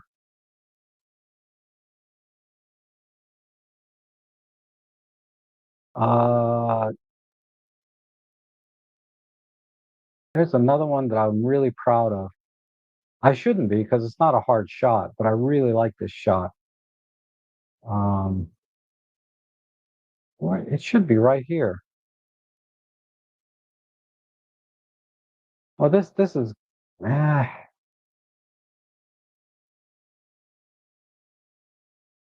these Blue Jay shots. I like the Blue Jay shot, but this is with the this is with the Pen F. But look at the detail you get with this lens. It's amazing. Just be wary of some of the shots. If they're a little bit blurry, it's usually motion blur and not the lens. This lens on sale for $400. Well, no, it was on sale. It's not anymore. But you can get this lens for $400 usually. So just wait till it's the $400. I know this album's missing some of the images, but these are the more recent ones that I've done, right? With this lens. This is the M5 Mark III, EM5 Mark III with the lens.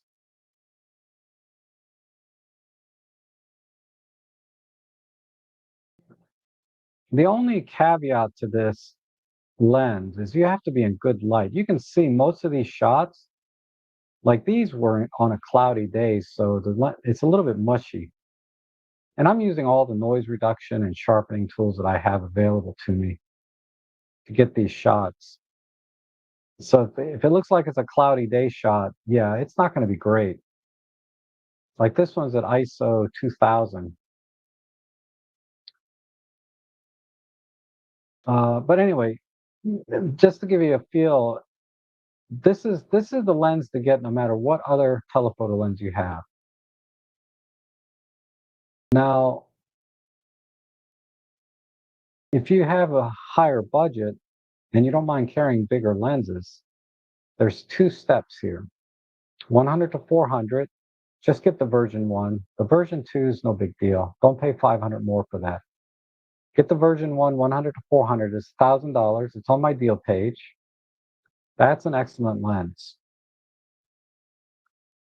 The next step up would be the 300 millimeter f4. That is the lens I use 90% of the time when I'm doing wildlife, together with the 1.4x teleconverter.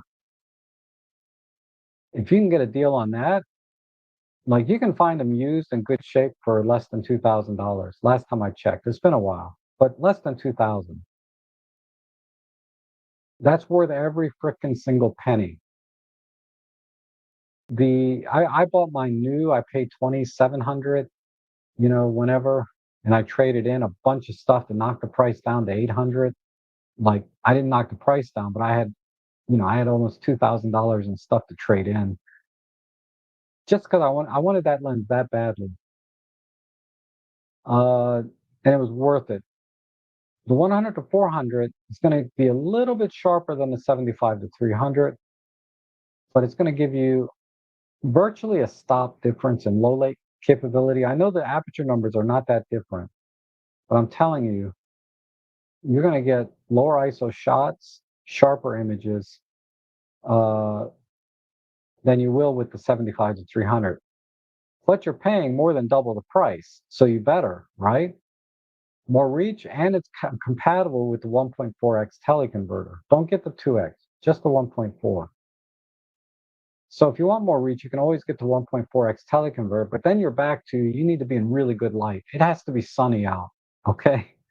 Or there has to be, if it's towards the evening, the sun has to be shining directly onto the birds for that side lighting. Then you'll be okay. Otherwise, you're going to be stuck with images 2,000, 8,000, 12,000 ISO. And you're going to have to use DxO and the sharpening tools in there to get the most out of the image to get them kind of acceptable. With the 300 f4, you're at f4. You're 2 stops ahead of the game, sometimes 3 stops ahead of the game versus any of the other lenses. So it's a huge advantage. Another big advantage of the 300 f4 is the autofocusing speed. That thing is lightning quick.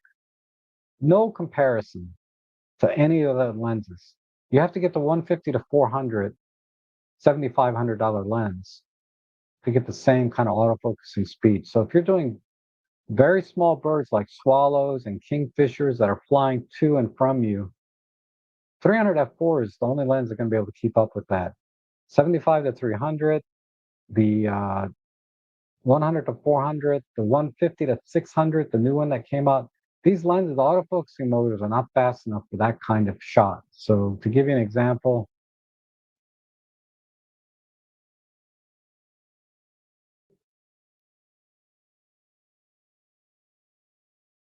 uh, this shot here, this is taken with the 75 to 300. The bird took off from back here, and he only moved a couple of inches, right? Because I was using Pro Capture, I think. Yeah, I was probably using Pro Capture. Only took a couple of inches forward, but he's just slightly out of focus because the lens couldn't autofocus fast enough from point A to point B because these birds are fast. They can fly up to 40 miles an hour. He's probably doing like 5 or 10 in this shot because he's just taking off. But you get my point. The 300 millimeter f4, I guarantee would have got this shot in focus because the autofocusing motors are so fast. But when the bird is flying, usually they're flying. This is the 75 to 300 also. Usually they're flying kind of in a horizontal plane. They're not normally flying directly towards you. Some of those are some of the best shots, but these are also great shots. In this kind of scenario, the 75 to 300, the 100 to 400, these kind of lenses kind of keep up with this because the focal plane is not changing very much. And then you have your depth of field. So, but even in this kind of shot, the 300 is going to do better. You're going to get more keepers. But all these kind of shots, here's another one where it's just a tiny bit soft because the camera probably focused on the bird just a little bit before this and it wasn't able to keep up when it got the shot. So that's my tier level. 75 to 300, no matter what. Just get it. Okay, it's going to be a great lens.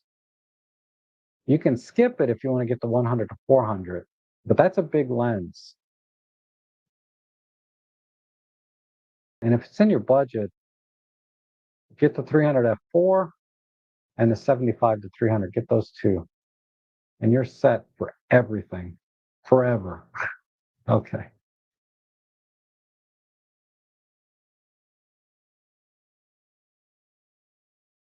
And Julia says, I'm learning to love my 75 to 300 too, Rob. I almost returned it until I figured out what not to do with it. Oh, okay, yeah. So yeah, you have to be in good light, and you have to be really good at post processing, right?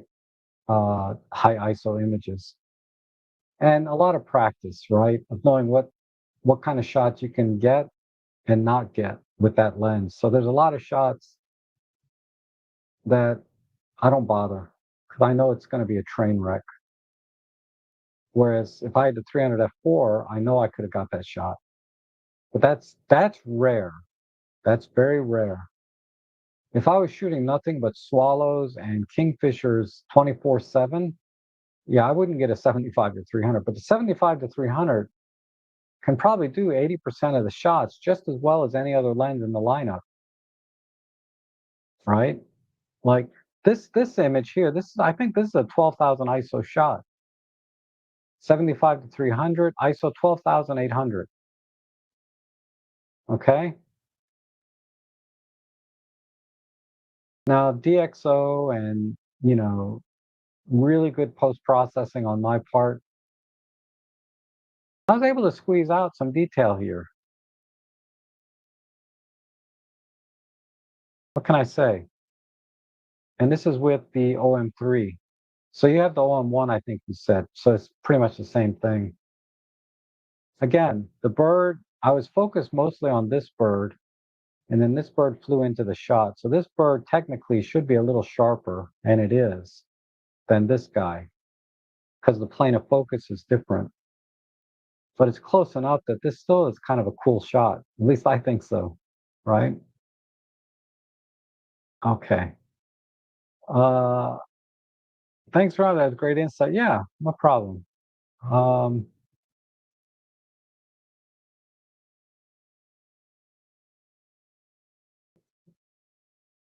and the great Vanzini, thank you so much for your support. I really appreciate the super chat. Like I said, I've turned the ads off on my live streaming, so I'm going to have to rely on affiliate sales, like in the links, memberships, and super chats and direct donations. I'm going to see how that goes for a month. Uh, because ultimately, it's a win-win, right? I still make about the same money, which is nothing. Seriously, it's not much. It's 400 or 500 bucks a month from YouTube. That's about it. Sometimes I get a little more, but you know, between donations and affiliate sales, I could probably make up that amount and come out a little ahead, hopefully. So everything is greatly appreciated. And if you're not in a position to donate or be a member or you don't know me, it's okay. Just subscribe, hit the like button, leave a comment, these kind of, things, interact and just be part of the community for free. It's no big deal. I respect everyone's uh, place in the community, regardless if they're a member or not. So even if you become a member, it's greatly appreciated. But I don't have it like anything extra for members. I do my best. I give 100% of myself in the streams to you guys.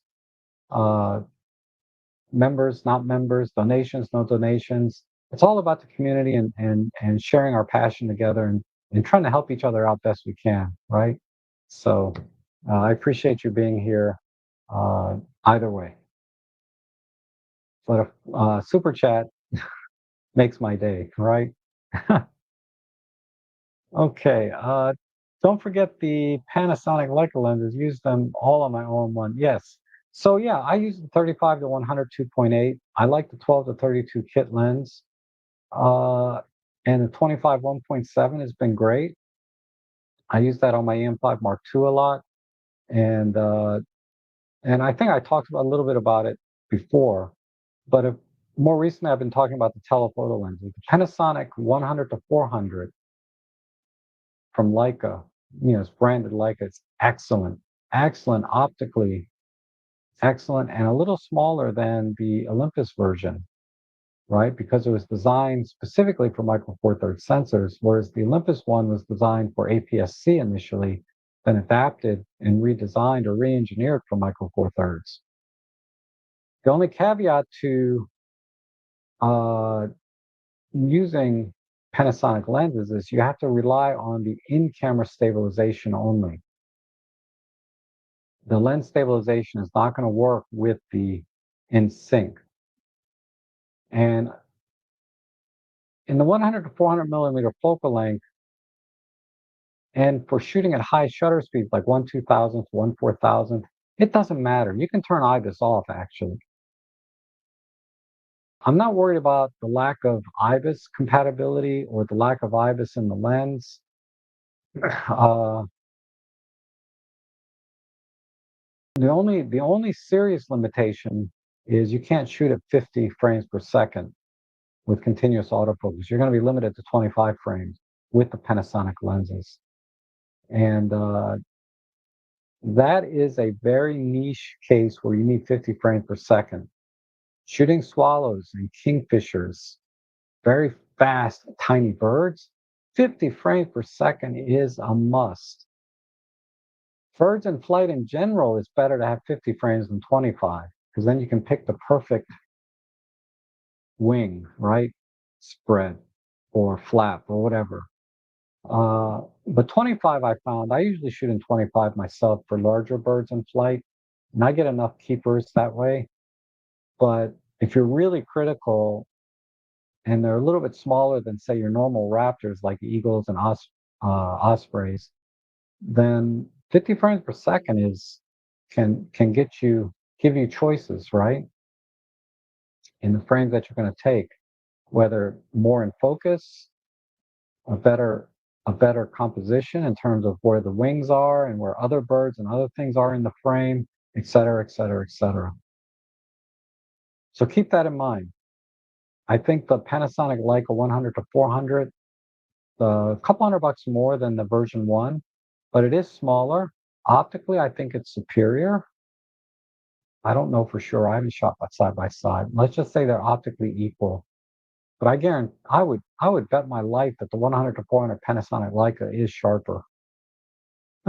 Well, maybe not my life. I'll bet $1 it's sharper. But uh, minor caveats though.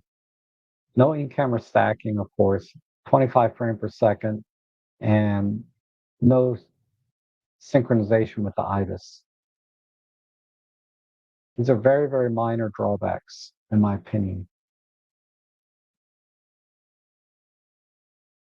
But thank you for reminding me. The Panasonic also has a 200 millimeter f2.8. Amazing glass, amazing. So if you don't need more than 200, that's an awesome choice because you'll get you're saving a full stop, sometimes two stops of light. That means your ISO goes from say 12,800 down to ISO 3200. That's a huge deal, right? Having two stops of light better gathering, but you need to be close. 200 millimeters is kind of tight, or it's not. It's you're yeah. You have to be pretty close. It's great for like birds on a stick because you can get usually 200 millimeters more than enough for bird on a stick. But bird in flight, 200 millimeters is not quite enough reach. They rarely do they come flying towards you or near you. Usually they're flying away and you get a butt shot.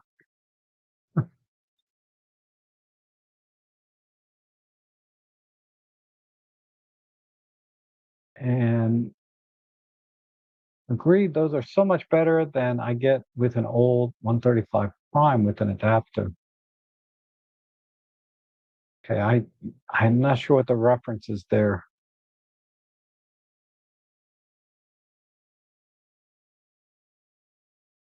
Uh, I shot motorcycle racing with the 75 to 300 the weekend. Just gone did well for such a small lightweight lens. Yeah, and that's one of the key advantages, right? The 75 to 300 is just lightweight. I mean, I got this honking lens hood on it right now. Yeah, right. Then you zoom in and out.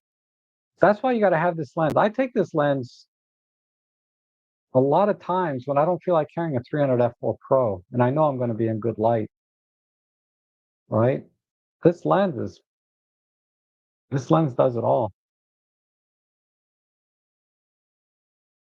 and it's great for sporting events, right? Because a lot of times they're in good light, and even if sporting event is at night, they have pretty strong lights on the field or on the track that you can work with. In my experience with the 75 300 is different, but I live in a coastal area and it's foggy. Yeah, yeah. If you have to deal with high ISO images all the time, yeah, it's going to be a problem. I agree. So when my own 3 arrives today, the 75 to 300 will be the first lens I try in my backyard. Yes. I have a birds in backyard video that you can watch. Watch that. That that yeah, that's I don't remember what lens I used for that. Maybe the 75, but it doesn't matter. The settings and everything and the techniques all apply to whatever lens you're going to use. And soon follow the 17-1/8. Excellent. Yeah, very good. I like the 28 field of view now, which would be a 14 millimeter. I kind of like that now for street. And Rob, the Panasonic 100 to 300 is faster, weather sealed, and has image stabilization over the 75 to 300. I have both, and IQ is equal. Okay. So, yeah, I'm not familiar with the 100 to 300 as much. I don't know anybody that owns one. But I'll take your word for it. The only caveat to that is the IS, the IS is not going to sync with the camera if it's an Olympus camera. And if you can use the lens IS instead of the in-camera stabilization, but I think at that focal length, the in-camera stabilization is going to be better than the lens stabilization alone. And most of the time it doesn't matter. So, but the weather sealing is a big deal. I didn't know it was weather sealed. So thank you for sharing that part. That's if and they're both going to be limited to 25 frames per second because the 75 300 is not a pro lens anyway. So you're gaining weather sealing with the Panasonic. And if it's a little bit faster on the aperture, all the better, right? So thank you for sharing that one. And if Paul says it's equal optically, I believe him. I have no reason not to. And the Panasonic 100 to 400 is super sharp on the following camera, the M1X. Thank you for sharing that. Yeah, the 100 to 400. Like I said, I would bet. Okay, I'll bet $2 now. I will bet $2 that the 100 to 400 is sharper than the Olympus 100 to 400. My confidence is going up. And 28 millimeters preferred actually, but the Pani 14 2.5 is all I have in that focal length for MFT. Yeah, I use the kit lens because the kit lens is 14 to 42 and it's at 3.5. So it's really close to the 14 millimeter uh, pancake from Olympus. I'm sorry, Panasonic. And the autofocus is definitely faster on the kit lens than that 14 millimeter from Panasonic.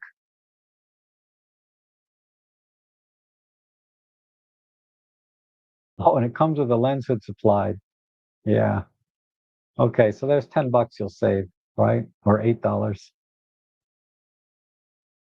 It's always nice to get the OEM lens hood.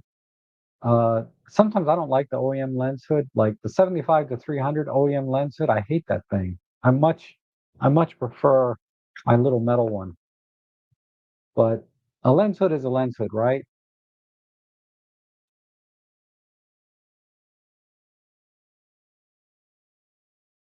Okay, so it looks like I'm all caught up on the chat.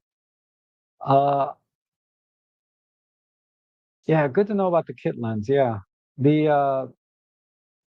yeah, either one. The manual zoom one is easier for street if you're going to be zooming a lot, but the power zoom one I feel like is a tiny bit sharper, believe it or not. But it's a little more fiddly zooming in and out electronically, right? But it is a really, really good lens. And that's the lens that because of that lens, that's what's holding me back from getting the 12 to 45 f4 Pro. Because the 12 to 45 f4 Pro, while I'm sure optically it's better, right? But what am I doing with that lens? I'm doing street photos. But anyway, uh, the kit lens is f3.5 to f5.6, if I remember correctly.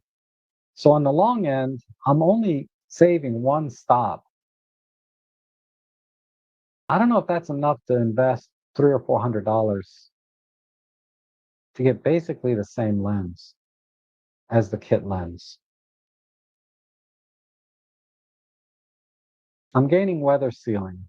That's the key thing. But I have a 12 to 40 f 2.8. So that's my problem. This is a me problem. This has nothing to do with you guys. But that's where I'm sitting. I'm like, I have a 12, 14 to 42 kit lens that is sharp enough for everything I do with it and compact, super compact, and is only a stop slower, and that's on the long end. Everything else kind of in the middle and back is about the same aperture. So I'm not gaining any light with the 12 to 45 f4 Pro. I'm getting a little bit wider, but I don't care about that. It makes a difference though sometimes, but for the most part, I can live with 14. I like 12 better, but I could live with 14. And I already have the kit lens. So I don't know. I really like to get 12 to I'm thinking the 12 to 35 f2.8 from Panasonic. I'm probably going to go that direction because if I'm going to get another similar focal length zoom, I better be gaining something. Weather sealing and a stop of light across the board, that would be worth $300 or $400. I'm talking used, right? That would be worth $300 or $400. So the Pani 12 to 35 f2.8, it's got my attention, and it's more compact than the 12 to 40. And it bothers me. I got water spots all over my 12 to 40. So I don't know. That's what I'm struggling with, and I've been on the fence forever. 'Cause I love my 12 millimeter on my EPL9. Yeah, the 12 millimeter is a great lens. It's really wide and it's super sharp and it's fast at f2. It's a great lens. Uh, I I got rid of mine because I use the 12 to 40 if I need 12 millimeters. So if I was vlogging more or doing a lot of street shooting, the 12 would be definitely an option. I would have probably kept it.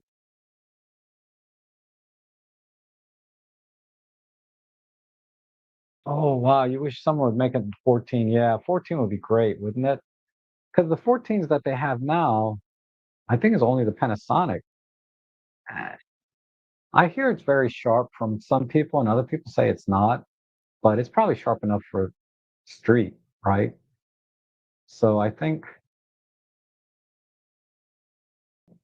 but what we need is, well, there's the 15 1.7. That's really close. The 15 1.7 is probably the closest thing we can get to a 14. So that's also on my short list. But I have the 17 1.8. So I'm like, what am I going to do with a 15 1.7? I don't know. All right, I'm going to call it here. uh, you guys are awesome. Thank you so much for joining me today. I'll be back again soon, Friday at the latest. I may come on again sooner for the DXO stuff. But you guys, thanks for joining me today, and I hope to see you all again soon.